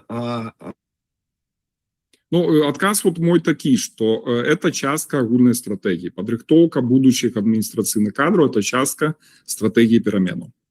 Дякую вялікі, зразумела. Так, спадар Юрай Зенкович. Дякую, спадар Юрий, за грунтовную презентацию. Я хотел бы просто то, про что мы уже с вами приватным чином говорили, вынести так само на посяджение и пошуть ваш комментарий. Мы говорили литерально про наступное. Вы правильно кажете, что, безумовно, треба рыхтавацца до дня X, калі режим рухне, а рухнуть он может в любой форме, это может быть силовой сценарий, это может быть круглый стол, а может быть и так, что он просто развалится натуральным чином. История такие приклады ведала. І нам в гэты момант трэба будзе мець нейкую базу заканадаўства, па якой краіна будзе жыць. І вы правильно гаворыце, што там ёсць розныя эксперты, якія пішуць там розныя законапраекты, это все выдатна. Але координацыйная рада гэта не экспертны орган, гэта орган прадстаўнічы. Мы называемся протопарламентом, я лічу, што нам гэту канцэпцыю трэба развіваць і, магчыма, нават да паўнавартаснага парламента в выгнанні. И я все ж таки лічу, что законопроект, які приймає Координаційна рада, мусять мець не просто статус законопроектов, а часовых законов, які будуть дзейнічаць на перыяд до проведения полновартасных выборов в Беларуси, демократичных выборов, до обрания нового парламента. Тогда уже новый парламент будет принимать решения. Потому что, например, те ж выборы як проводить? По Лукашенковско-Ярмошинскому выборчему кодексу. А міліцыя будзе па якім законе працаваць? Па тым законе про міліцыю, які сёння. А мясцовае самакіраванне па якім законе? І таму я настойваю, што гэта, безумоўна, стратэгічна важны кірунак гэтай камісіі. Я настойваю на тым, што мы мусім гэтаму надаваць большую увагу, і гэты дакумент, які прымае гэта камісія, якая выносіцца на координацыйную раду на агульным пасяджэнні, мусіць мець статус часовых законаў. Дзякую вялікі за увагу. Могу адрэагаваць толькі, што дзякую вялікі за прапанову, і трэба будзе абмеркаваць у рабочым парадку, но прапанова важная лічу. Дякую вялікі. Александра Мамаева. Да, і вас дзякую вялікі за прэзентацыю. Вы вельмі слушна, на мой погляд, сказалі, што трэба, каб усе гэтыя праекты рэформаў законаў праходзілі праз еўрапейскую экспертызу на адпаведнасць менавіта заканадаўству еўрапейскаму, калі у нас ёсць амбіцыя уступлення ў будучым у еўрапейскі звяз. У мяне пытанне, ці ёсць у вас ужо дамовы наконт вось такой экспертнай ацэнкі, магчыма, вы працуеце з экспертамі з Рады Еўропы ці Венецыянскай камісіі па гэтых пытаннях? Так, часткова. Не буду цягнуць на сябе коўдру, бо гэтым працэсам займаліся да каардынацыйнай рады, да стварэння камісіі. Натуральна, што у экспертных групаў ёсць свае камунікацыі, свае напрацоўкі з той жа Канстытуцыі Новай Беларусі. Яна в частковых артыкулах праходзіла экспертызу венецыянскай камісіі. А што тычыцца якраз такі мясцовага самакіравання, то тут, я лічу, ёсць вялікая заслуга координаційної ради і делегації КР при Конгресі регіональних і локальних уладів, і в яку я так само виходжу, де про нашу ініціативу законопроект об мясцовым самакіраванні было дадзены на разгляд экспертам Конгресса, і ў мінулым годзе мы атрымалі на яго рэакцыю, з якой зараз працуюць беларускія эксперты. Вот вельмі вялікае спадзяванне, што ў іншых сферах, тым ліку там і сілавой, і там эканамічных рэформ і так далей, будуць такія ж самыя поспехі. Дякую вялікі. І Роман Кисляк, калі ласка, вам слово. Да, спасибо. Добрый день, коллеги. Живи Беларусь. Я как второй альтернативный кандидат на посаду старшины хочу сказать, что наша фракция вылучила меня тому, что все правильно Юрась говорит, я со многим согласен, но есть вещи, как минимум две вещи, два момента, которые необходимо менять в работе комиссии по реформам. Первый момент – это то, что, к сожалению, до сих пор вот это обсуждение, оно не стало достаточно широким и общественным. Да? То есть это обсуждение остается в такой бурбалке, в пузыре, которая не выходит за рамки Координационной рады. И это проблема. Необходимо, чтобы как раз люди принимали участие, чтобы была общественная дискуссия. Значит, есть порядок общественного обсуждения законопроектов, общественного обсуждения реформ. Он есть. И это необходимо, в общем-то, это необходимо реализовать и тут у нас в Координационной раде. То есть пузырь надо разрушить и надо выйти шире, чтобы мы обсуждали, в какой стране мы должны жить после освобождения. Это важная составляющая вот этой работы комиссии по реформам и, значит, подготовке переходного периода. Общественный разговор. Люди должны участвовать в этом. К сожалению, вот я не был в Координационной раде третьего состава и практически ничего не знаю. Вот как вот человек, мне надо, может быть, если бы я погрузился, я бы как бы знал, смотрел, но за рамки бурбалки эти обсуждения не вышли. Увы, к сожалению. Второй момент, который очень важен, это то, что на самом деле, оно уже витает в воздухе. Мы не только должны работать на шкаф, на полке, да, мы создавать бумаги, в которых написано в каждой папке, написано реформа по этому, и они складируются на полках, шафах, складируются, и вот мы вот это вот, я это наблюдаю уже больше на самом деле, не несколько лет, а 20 лет, я это вижу, и обсуждение, я как член Руха за свободу, обсуждение и в Рухе за свободу было законопроектов, и Объединенная гражданская партия, и другие субъекты, и все это в шкафах. На мой взгляд, и взгляд нашей фракции Объединенная гражданская платформа, необходимо часть законопроекта сделать законами здесь и сейчас. Не все, это не по всем реформам, не по всем законопроектам это возможно сделать. Безусловно, да, у нас нет бюджета как государства, у нас нет такой возможности, но часть вопросов, права человека, обязанности власти, самоограничение власти. Мы можем начать с себя. Давайте начнем реформу с себя и ограничим себя правилами. А то мы создаем вот для полок а для себя нет. Вот посыл о том, что нам необходимо начать реформу себя и часть вопросов, в том числе и по правам человека, потому что нарушаются права человека. В Координационной раде второго состава я это наблюдал, третьего состава. Надеюсь, что этого не будет в четвертом, но все-таки будет. Мы должны создать правила, которые будут распространяться и на нас, и на Объединенный переходный кабинет, и на Светлану Тихановскую, и на офис Светланы Тихановской, и на Координационную раду. Мы сами должны, мы создавая вот эти законы для будущего, ограничивая будущих чиновников, создавая правила, мы должны начать с себя. Вот эти два основных тезиса, посыла, а так в основном, конечно, очень важная часть – это реформы, и их необходимо создавать, и подготовить, но, опять же, качество этих подготовки должно быть шире, больше, не только экспертиза, она важна, не только, вот я наблюдал, что в КР-2, как обсуждалось, когда эксперты цепляются за этот проект, если мы принимаем и через Координационную раду принимаем, это должно быть уже нас, мы через себя должны пропустить, а эксперты будут цепляться за законопроект. Мы принимаем от экспертов, все выслушиваем, но должны принимать как протопарламент, как почти представительный орган, как парламент будущей Беларуси. Да, мы парламент пока демократических сил, не всей Беларуси. Мы не находимся на территории, но мы должны это делать. Готов ответить на вопросы, если они ко мне поступят. И я хочу еще сказать, что независимо от того, кто будет избран, значит,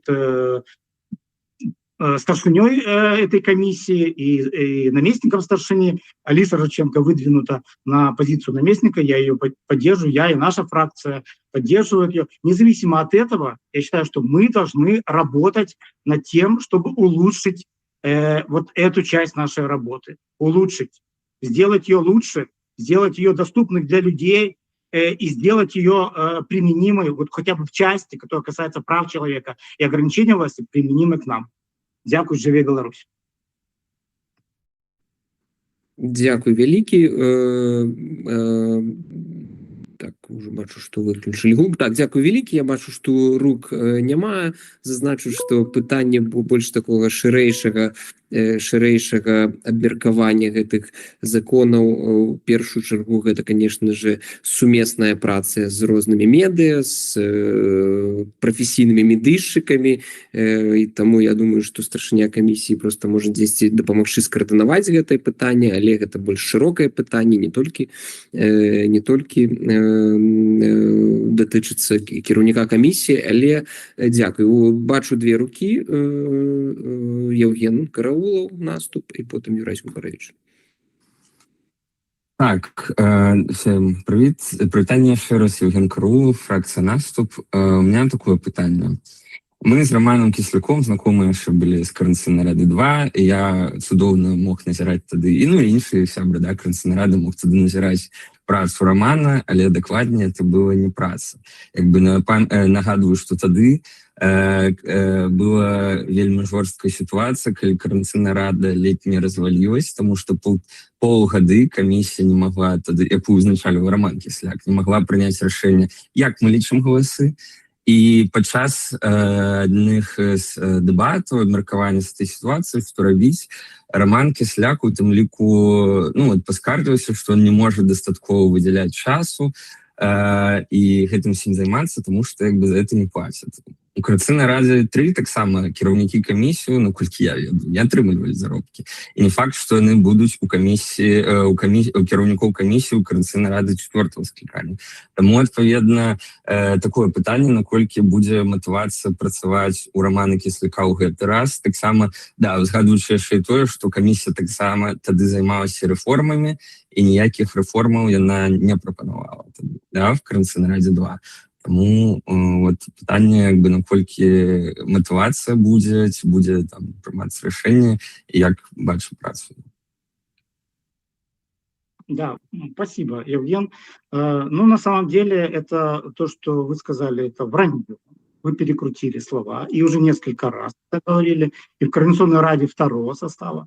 Значит, что касается работы юридической комиссии. Если вы посмотрите отчет той же юридической комиссии, как и мы работали, то есть большинство предложений подготовлено юристами, и мной в том числе, и это проведено. Но работе и юридической комиссии, и других органов мешало, к сожалению, то большинство, в которое вы входили. Тогда, не знаю, сейчас вы входите в большинство и будете ли мешать, но, к сожалению, вот эта вот деструктивная работа, которая, увы, разрушает часть нормального процесса созидательного, который, ну, к сожалению, не всегда идет из-за того, что вот часть людей формирует атмосферу токсичной. Вот ответ на ваш вопрос. Зрозуміло, дякую. Юрій Губаревич, будь ласка. Сам лишь я хотел бы, як вот, это, автор першого доклада по 200 выники, тому, может быть, коллеги нехай бы выступили на пару слов под завершение. Так, я обов'язково дам на заключення. Аліса Рижишенко, будь ласка. У мяне толькі пытанне. Зараз адбываюцца нейкія полудэбаты паміж Юрыем Губарэвічам і Романам Кісляком, але яны не былі пазначаны у разглядзе на сённяшняе паседжанне. Таму мая прапанова разглядзець усё ж на нарады фракцыі і на агульным паседжанні прапанову ад еўрапейскага выбара, то бок маю кандыдатуру і тыя прапановы, якія мы ўнеслі па задачах па камісіі, і таксама прапанову ад аб'яднанай грамадскай платформы і кандыдатуру Романа Кісляка, і пазначыць дэбаты своечасова на нейкім іншым паседжанні, каб гэта былі падрыхтаваныя рэгламенціраваныя дэбаты і каб мы ішлі па працэдурах. І, калі ласка, разглядзіце нашу прапанову у 21 дзень, а то наша прапанова па стварэнні міжнароднай камісіі не была разгледзена ў 21 дзень. Так, калі паступае такая прапанова, то трэба, канешне, на нарадзе фракцыі яе абмеркаваць, але тут працэдурна ці пазначана ў нас, калі падаюцца такія прапановы і ў якім чынам, бо калі гэта адбываецца за некалькі гадзін да агульнага паседжання, на якім прэзентуецца канцэпцыя, то фактычна можна гэта как бы разглядаць по-рознаму. Але калі ёсць такі запыт, я думаю, мы павінны будзем прайсці ўсё ж такі пра гэтую формулу нарады фракцыяў. Адзінае, што сёння фактычна і Роману Кісляку было дадзена слова, і гэтыя пазіцыі былі агучаны. Я тут трошки не бачу вось гэтай неабходнасці зараз праводзіць дадатковы раунд слуханняў. Адзінае, што, конечно, у нас тут на намесніцу ёсць, да, кандыдатура, якая прагучала. І ў якасці прапановы, я разумею, што мы заседаем ужо шмат часу, але ў мяне якасці прапановы, калі Аліса хоча, яна можа 7 хвілін сваіх законных выкарыстаць, каб прапанаваць, чаму яна павінна быць намесніцай. Адзінае, што спадар Александр Ракіцкі таксама павінен мець такое права, ці ён зараз прысутнічае. Вось, бо так, у нас канкурэнцыя на 2 намесніка, калі б не было, то, конечно, так. Я вось тут да дэлегата Ракіцкага звяртаюся, ці гатовы ён будзе зараз, ці хутчэй усё ж такі сапраўды мы перанесем пытанні па намесніках і дадаткова іх заслухаем і потым прагаласуем. І я тут гляджу у першую чаргу, мне падаецца, на сакратарыят, а па-другое на ініцыятара Юрыя Губарэвіча. Я не хотел бы... Мы зробім, як скажеце. Да, у шановных делегатов займать час. Хотел бы уже по 200 выники, потому что есть еще представник один с комиссией по этице. Калі магчыма, вот апошняя реакция, и мы можем закрыть питание. Коллеги, у якіх поднятые руки, ці вы згодныя, ці не? Згодна. Не было питання, да. Перенес? Не, как бы закрыть вот это так питание. Мы закрыли гэтае пытанне, каб мы закрыли гэтае пытанне і перанеслі, бо сапраўды мы ўжо как бы 2:20 нам яшчэ трэба заслухаць апошняе пытанне парадку дня. Для мяне ўсё роўна, я магу і зараз распавесці пра сябе, чаму я павінна займаць гэтую пасаду, калі насамрэч спадар Ракіцкі таксама гатовы, каб гэта было дэмакратычна, каб у кожнага было слова. Ну і больш за тое, там у маёй прапанове ёсць тыя рэчы, якія неабходна разглядаць на нарадзе фракцый перад тым, як выносіць на агульнае паседжанне, таму што я прапаную там стварыць 2 намеснікаў па розных накірунках у гэтай камісіі. Таму, як скажа Юрый Губарэвіч, як скажа спікер, як лепш зрабіць. Але для мяне не пытанне зараз прэзентаваць сябе. Ну, калі маё меркаванне, я бы прапанавала вам прэзентавацца. На жаль, я не звяртаўся з такой прапановай да Александра Ракіцкага, таму што да апошняга моманту не ведаў, што будзе канкурэнцыя. Таму, ну, калі ласка, раз вы тут, то...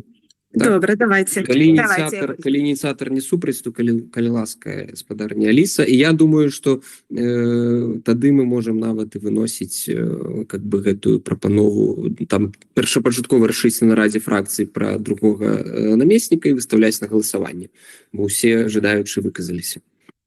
Ну, па-першае, мяне зовут Аліса Рыжыченко, я з'яўляюсь прадстаўніцай па эканоміцы і фінансах аб'яднанага пераходнага кабінета, і моя першапачатковая задача як прадстаўніцы па эканоміцы гэта распрацоўка рэформ для будучай Беларусі, эканамічных рэформ. Што я і раблю ўжо амаль штогод на сваёй пасадзе, і ў снежні прошлого года я прэзентавала стратэгічнае бачанне будучай эканомікі Беларусі.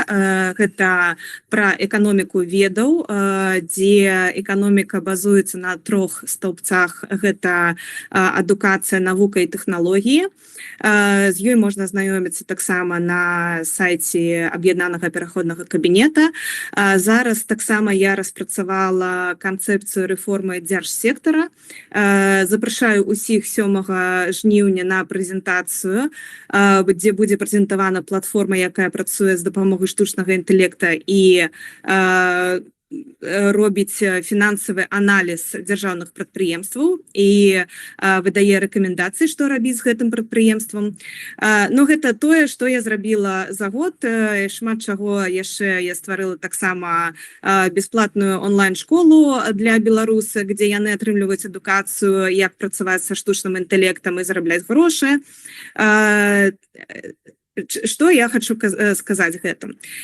Тое, што моя праца, яна накіравана на распрацоўку рэформ не толькі ў эканамічным накірунку, але яны закранаюць і сацыяльны накірунак, і накірунак таксама падрыхтоўку кадраў. І тут я хочу таксама вельмі падзякаваць Юрасю за кадравы резерв, таму што ёсць супрацоўнікі, ёсць людзі, якія працавалі і праходзілі гэтую праграму і таксама працавалі са мной у маёй камандзе.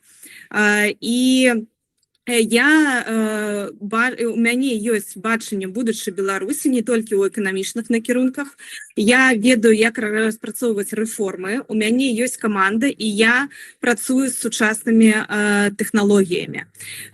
То бок гэта такая сінергія, якая дазваляе зараз не толькі распрацоўваць рэформы, але выкарыстоўваць тэхналогіі і рабіць гэта бачным для шырокага наваколля, асяроддзя для беларусаў, грамадства беларускага і дазваляць беларускаму грамадству прымаць удзел у абмеркаванні гэтых рэформаў. Таму я лічу, што я падыходжу на пасаду намесніцы, і таксама я прапанавала, каб у гэтай камісіі стварыць 2 намесніка, першага і другога намесніка па розных накірунках. Першы намеснік па накірунку стратэгічнага бачання і эканамічных рэформ, на пасаду якой я прэтэндую. І другі намеснік гэта намеснік, які займаецца непасрэдна ацэнкай і распрацоўкай рэформ законапраектаў. І тут непасрэдна неабходныя веды юрыспрудэнцыі, якія, я спадзяюся, спадар Ракіцкі таксама мог бы прынесці, так, у гэтую камісію. Вось, і таму я прапаную стварыць непасрэдна такую канфігурацыю у кіраўніцтве гэтай камісіі, таму што гэта будзе адказваць мэтам і задачам камісіі па рэформах і транзіцыі ўлады. Дзякуй. Калі ёсць пытанні? Так, дзякуй вялікі. Бачу руку Юразію Зянкович. Дякую вялікі. Якраз у мяне ўзнікла пытанне. Спадарня Рыжаченко, скажыце, ласка, калі вы па сутнасці міністр в аб'яднаным пераходным кабінеце, навошта вам яшчэ пасада намесніка кіраўніка камісіі? Вы не можете просто супрацоўнічаць напрямую з кіраўніцтвам камісіі. Што вы збіраецесь як намеснік кіраўніка камісіі новага прынесці, тое, чаго вы не можете прынесці як міністр? Дзякуй. Ну, перш за ўсё, гэтая праца як намесніка будзе ствараць умовы дадатковыя для камісіі, каб зрабіць абмеркаванне больш шырокім, таму што я не толькі працую над рэформамі, я таксама і вельмі медыйная персона, можна і так сказаць. Я працую з рознымі незалежнымі медыа беларускімі, і я магу прасоўваць гэтыя рэформы таксама ў медыапрасторы, не толькі праз каналы Координацыйнай рады, але і прыцягваць увагу да рэформаў, да распрацаваных законапраектаў праз розныя незалежныя медыа. Але гэта не асноўная функцыя намесніка, канешне. Я маю бачанне, якое падтрымлівае шмат экспертаў наконт будучай Беларусі. І як намесніца гэтай камісіі я намерана прасоўваць непасрэдна гэтае бачанне будучай Беларусі. Таму вось для гэтага мне неабходна гэтая пасада. Я не бачу ніякіх перашкод, каб я займала гэтую пасаду, таму што я не прэтэндую на пасаду кіраўніка, што не дазваляе статут, калі я з'яўляюсь прадстаўніцай у аб'яднаным пераходным кабінеце, але гэта дазваляе быць намесніцай. Зразумела, дзякуй. Зміцер Шыгельскі. Дякую. Спадарня Аліса, у меня вельмі простае пытанне, якое я задаю, пачынаючы з прыкладна 4, 5, 6 жніўня 22 года. Я яго першы раз задаваў, калі яшчэ абмяркоўвалось стварэнне аб'яднанага пераходнага кабінета і ўвядзенне прадстаўніка па эканоміке. Я заўсёды казаў, што эканоміка гэта тое, што залежыць ад тэрыторыі. Вось есть тэрыторыя, есть эканоміка. Нема тэрыторыі, нема эканомікі. Але ёсць і фінансы. А вось фінансы не залежаць ад таго, як існуе тэрыторыя. І гэта, я лічу, адна з асноўных пасад в аб'яднаным пераходным кабінеце прадстаўніка па фінансах. Таму што фінансаванне дазваляе вырашаць шмат задач, вырашаць шмат праблем, якія ёсць і ў беларусаў, і Беларусі. Колькі як чалавек, які займае пасаду, за час, які займае пасаду, вы прывлеклі і знайшлі грошаў на фінансаванне беларускіх дэмакратычных сілаў? Дзякую. Можа, я тут як спікер все ж таки прапаную зняць гэтае пытанне, бо спадарня Рыжаченко зараз тут не як прадстаўніца па эканоміцы, і гэта не пытанне звязана з дзейнасцю камісіі па рэформу. Мы ўжо амаль 2,5 гадзіны, таму я прапановую все ж таки трымацца ў рамках. Калі будуць слуханні АПК, у вас будзе шмат магчымасцей задаць вельмі шмат пытанняў Алісы, пачынаючы ад яе прыходу на пасаду. Давайте час наш кожнага як это лічыць. Дзякую, спадар спікер, але можна я дадам крыху у адказ Зміцеру Шыгельскаму. Таксама запрашаю вас на КНБ, дзе я буду прэзентаваць сістэму самафінансавання, дзе Координацыйная рада будзе мець таксама вельмі важную ролю ў гэтай сістэме. Супер, вось там таксама можна, думаю, будзе задаць пытанне, у тым ліку гэтае. Дякую вялікі за пытанні, і тады я прапановваю пытанне звязанае працэдурнае там з двумя намеснікамі з дафармаваннем камісіі вынесці на нараду фракцыі, калі нарада фракцыі прыме адпаведнае рашэнне згодна з працэдурамі зноўку выставляць на галасаванне. Дякую вялікі, і Юрий Губерович, заключное слово, зразумела, як і абяцаў. Так, літаральна 3 хвілінкі. Ну, раз уже пошла конкуренція, треба пару слов про себе сказати, бо попередні комісії претендентки вельми шмат казали про біографії.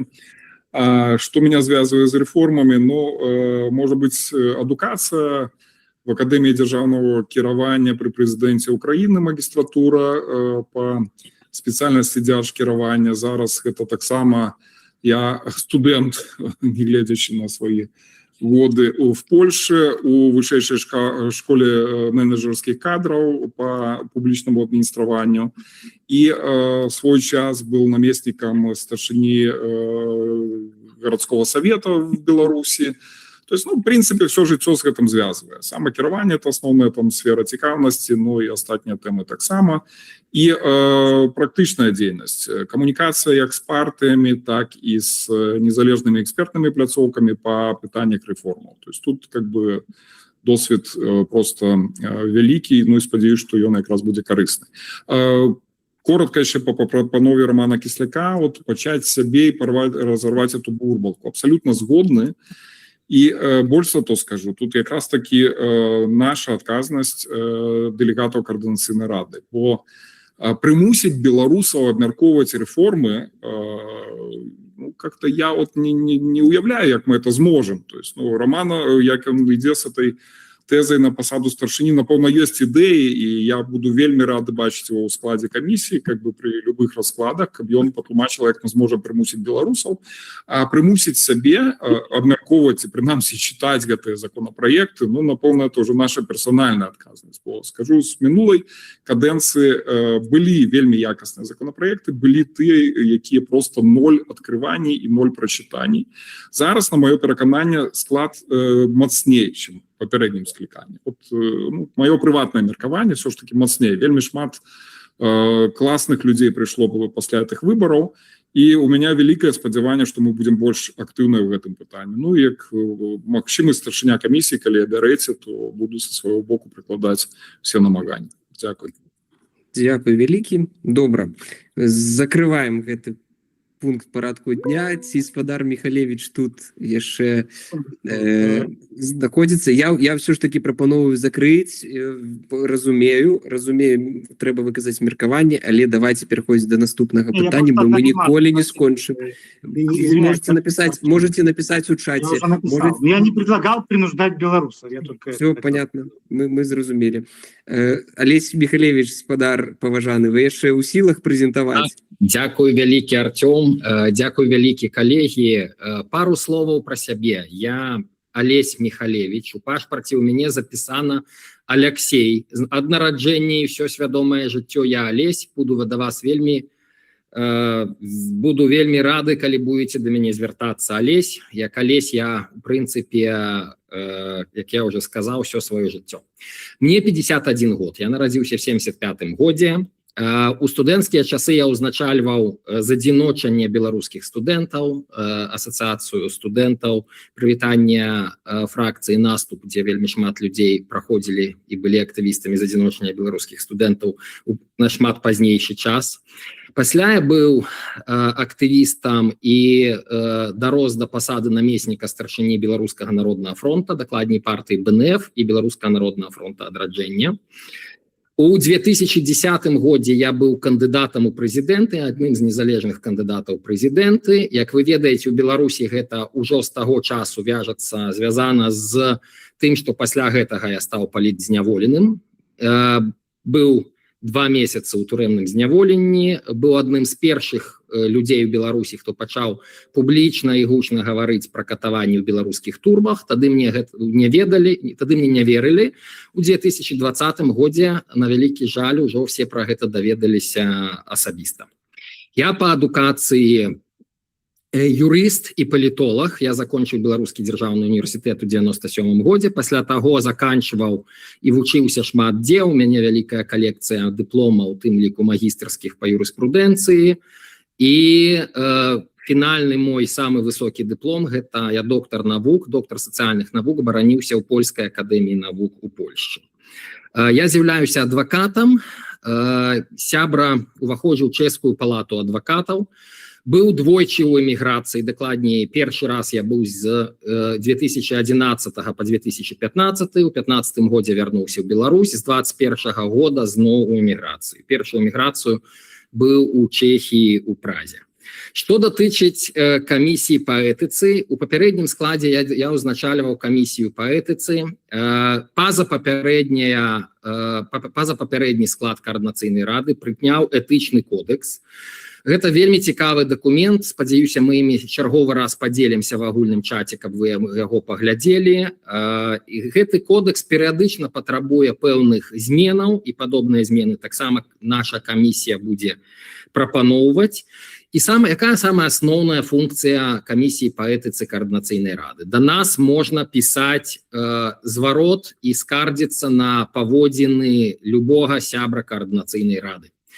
І мы не маем права чалавека ніякім чынам пакараць, мы не маем права папрасіць нашу камісію па бяспецы, напрыклад, пабіць гэтага чалавека, мы не маем права ніякім чынам на гэта ўздзейнічаць, але мы, як Каардынацыйная рада, камісія па этыцы Каардынацыйнай рады ў гэтых пытаннях выступае ад імя ўсёй Каардынацыйнай рады, можам сказаць, што дадзеныя выказванні неэтычныя, або яны парушаюць этычны кодекс, і надалей мы рэкамендуем людзям выказвацца такім чынам, не закранаць, не ўжываць такіх словаў і так далей. Агульна все мы с вами разумеем, что узровень конфликтности, узровень мовы варожасці, hate speech, так, яго трэба просто паніжаць. І наша камісія па этыцы якраз будзе спрабаваць рабіць так, каб гэты ўзровень hate speech і ўзровень, скажам, нянавісці, абвінавачвання ўнутры нашай Каардынацыйнай рады быў як мага ніжэй. Для гэтага мы будзем прымаць адпаведныя рашэнні, і ў камісію пагадзіліся увайсці наступныя людзі. Як я ўжо сказаў, я Алесь Михалевич, прадстаўнік фракцыі Латушка «Рух за свабоду». Я намеснік старшыні «Руха за свабоду». І на сваю намесніцу я прапаную Александру Дойніч з фракцыі «Наступ». Чаму Александра? Яна пачынала ў папярэднім складзе як сакратар камісіі, і пасля таго, як намесніца старшыні камісіі разам са сваёй фракцыяй Святлана Мацкевич сышла з Каардынацыйнай рады, яны пакінулі Каардынацыйную раду за некалькі месяцаў да выбараў, Александра была абрана намесніцай старшыні. З майго пункту гледжання, яна не проста цалкам разумее канцэпцыю і тое, навошта Каардынацыйная рада патрэбная, яна яшчэ і вельмі працаздольная, і таксама гэта чалавек, да якога з майго пункту гледжання, але я ўпэўнены, людзі з яе фракцыі «Наступ» скажуць, што яна ніколі не была замешана ні ў якіх скандалах, і да яе ніколі не было пытанняў з гледзяча этычных выказванняў. У нас у гэтай камісіі будзе ў нейкім сэнсе зорны склад. Пагадзіўся ўвайсці Михаил Рубин, сябра Каардынацыйнай рады ад фракцыі «Хопіць баяцца», Сергей Стальмакоў з сябра фракцыі «Ваш голас». Я ў Сергея хочу папрасіць прабачэння. Я яго памылкова чыста запісаў у дакументах як Станіслаў, вельмі прашу прабачэння, і хочу, каб калі мы дапускаем нейкія памылкі, бо мы все людзі, мы все чалавекі, калі мы дапускаем нейкія памылкі, каб мы спакойна маглі гэта прызнаць і гаварыць. Пагадзіўся ўвайсці Дмітрый Шчыгельскі, сябра Каардынацыйнай рады з фракцыі «Беларусы дзеяння», і Александр Алесь Юркоіць з фракцыі «Воля». Таксама сёння раніцай мне паведаміў Мікалай Казлоў з аб'яднанай грамадзянскай платформы аб тым, што фракцыя вылучыла яго. Мне вельмі прыемна, што ён будзе ў нас у камісіі удзельнічаць. Фракцыя апошняя, якую я не пералічыў, еўрапейскі выбар, вылучыла прадстаўніцу вельмі аўтарытэтную, якая на вялікі жаль не з'яўляецца сябрам каардынацыйнай рады, таму у першым адразу фармаванні не можа ўвайсці ў гэтую камісію. Я сказаў коротка про тое, чым будзе займацца камісія. Калі ласка, адчыніце ў анонсах і галасаваннях тую прапанову па стварэнні, і я разумею, што ў нас уже 21:37, больш за 2,5 гадзіны працуем. Калі ласка, калі ёсць пытанні, пастарайцеся іх задаць этычна, коротка, і я пастараюся коротка і этычна на іх адказаць. Дзякуй вялікі за такую прэзентацыю. Сапраўды было б вельмі этычна, каб мы даволі хутка скончылі наше паседжанне. Калі ласка, задавайце пытанні. Ксенія Луцкіна. У меня не пытанне, у меня тэхнічны момант. Тут з фракцыяй еўрапейскі выбар я таксама жадаю далучыцца, і фракцыя не выказвала супраць гэтага. І я хацела б нагадаць, што каардынацыйная рада пачынала, сёння ўжо казала аб гэтым на пачатку, больш чым 2 гадзіны таму, 3 ўжо амаль. Існаваў першы склад каардынацыйнай рады, і я з'яўлялася адным з аўтарам, напэўна, ўсё ж таки першага этычнага кодекса, таму што тады ўжо былі праблемы. Я не маю магчымасці называць імя чалавека, з якім мы яго пісалі, але гэтая папера існавала. Тады каардынацыйная рада мела невялічкія праблемы ў чаце. Дзякуй вялікі. Так, Ксенія. Таму, калі вы не супраць, я з задавальненнем увайду. Я думаю, што мой прафесійны досвед, філалагічны, як мінімум, можа дапамагчы. Ксенія, дзякуй вялікі, нам вельмі прыемна. У нас яшчэ больш павысілася зорнасць нашай камісіі. Дзякуй вялікі. За зорнасць дзякуй, але я думаю, што гэта адна з найгалоўных камісій, таму што гэта пытанне ўнутранай камунікацыі. Яны павінны працаваць. Дзякуй вялікі. Плюс да гэтага скажу, я думаю, што пацвердзяць і сакратарыят, і Артём, наш старшыня, што мы не ў праве, мы не маем права вас не прыняць, але мы проста не тое, што не маем права, я думаю, што для нас будзе вялікі гонар, калі вы з намі будете працаваць. Дзякуй. Дзякуй, пацвярджаю. Юрай Зінкович. Дзякуй вялікі. Лесь, я табе давяраю асабіста, і мы з табой сябры ўжо больш за 30 гадоў. Але все ж таки хацелася б удакладніць чыста такое калупнуць як юрыст юрыста, што все ж таки выраз hate speech ему трэба даць дакладнае вызначэнне, што такое, што ёсць hate speech, што няма hate speech, потому что гэта вельмі расплыўчатае паняцце, і каб у нас камісія не пераўтварылася ў такі цэнзарскі орган, як цэнзар быў у сенаце старажытнага Рыма. Дзякуй. Дзякуй вялікі, Юрай, за ідэю. Мы абавязкова разгледзім вашу прапанову стаць агульным цэнзарам, але баюся, што на гэтую ролю не пагадзіўся. Дзякуй. Дзякуй вялікі. Бачу, колькі рук. Працягнем. Роман Кисляк, калі ласка. Витаю, Олесь. Спасибо за презентацию. Я хочу напомнить коллегам, что это, в общем-то, комиссия, которая упомянута в статуте, потому она действительно очень важная. Это статутная комиссия. И я не знаю, это вопрос или такое предложение. Все-таки в Координационной раде второго состава мы так и не приняли процедурную часть этического кодекса. И на самом деле, я не знаю, как работала комиссия в составе третьем, но эта часть очень важна, и я желаю успехов в ее работе, и мы готовы с фракцией «Объединенная громадянская платформа» предложить свой вариант процедурной части этического кодекса или просто положение о процедуре, чтобы мы эти конфликты рассматривали, разбирали в рамках адекватной и справедливой процедуры. Дякую, Жыве Беларусь. Дзякуй, жыве вечна. Дзякуй, Роман. Калі запрапануеце такую працэдурную частку, буду вельмі вам удзячны. Мы працавалі без працэдурнай часткі, мушу гэта прызнаць. Што праўда, мы працавалі адзінагалосна, і все гэтыя працэдуры абмяркоўвалі і кансэнсусна прымалі рашэнне ўнутры камісіі. Калі мы такое палажэнне з падрабязнымі там прапісанымі працэдурамі прымем, безумоўна, гэта вельмі умацуе. У нас ёсць пісьмовая справаздача папярэдняй камісіі, мы яе таксама вывесім в агульны чат для таго, каб вы паглядзелі, якія рашэнні прымаліся. Я маю на увазе, перш за ўсё паглядзелі тыя, хто не быў в папярэднім складзе каардынацыйнай рады. Ну і буду вельмі ўдзячны за прапановы.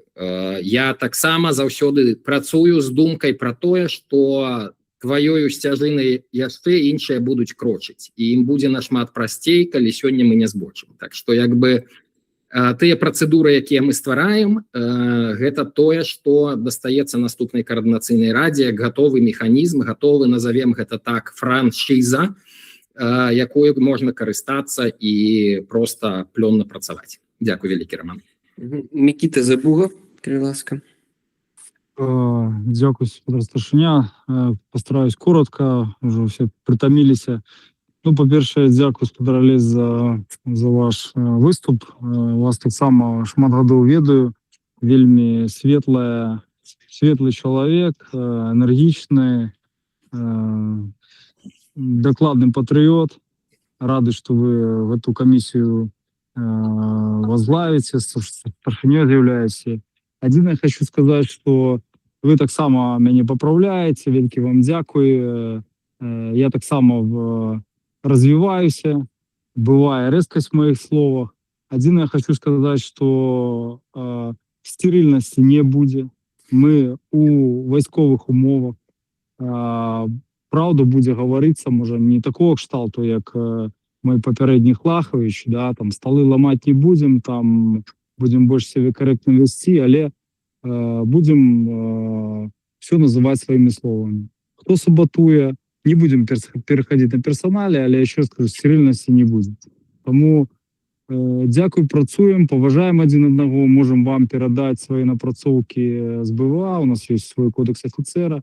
Там так само шмат, я думаю, потрібних вам речей буде. Дякую, що ви є. Живі Білорусь. Я скончу. Живі вечно. Дякую, вялікі Мікіта. Вельмі здзіўлены, што вы мяне не запыталіся, ці падтрымліваю беларускую вызвольную армію і што там яшчэ? Вызвольную барацьбу. Так, падтрымліваю беларускую вызвольную армію і вызвольную барацьбу. Дякую вялікі, з вашага дазволу буду таксама, калі буду заўважаць нейкія неэтычныя выказванні, неправільныя выказванні, буду пісаць вам прыватна і сваё меркаванне асабістае, не выносячы гэта на камісію па этыцы. Дякую.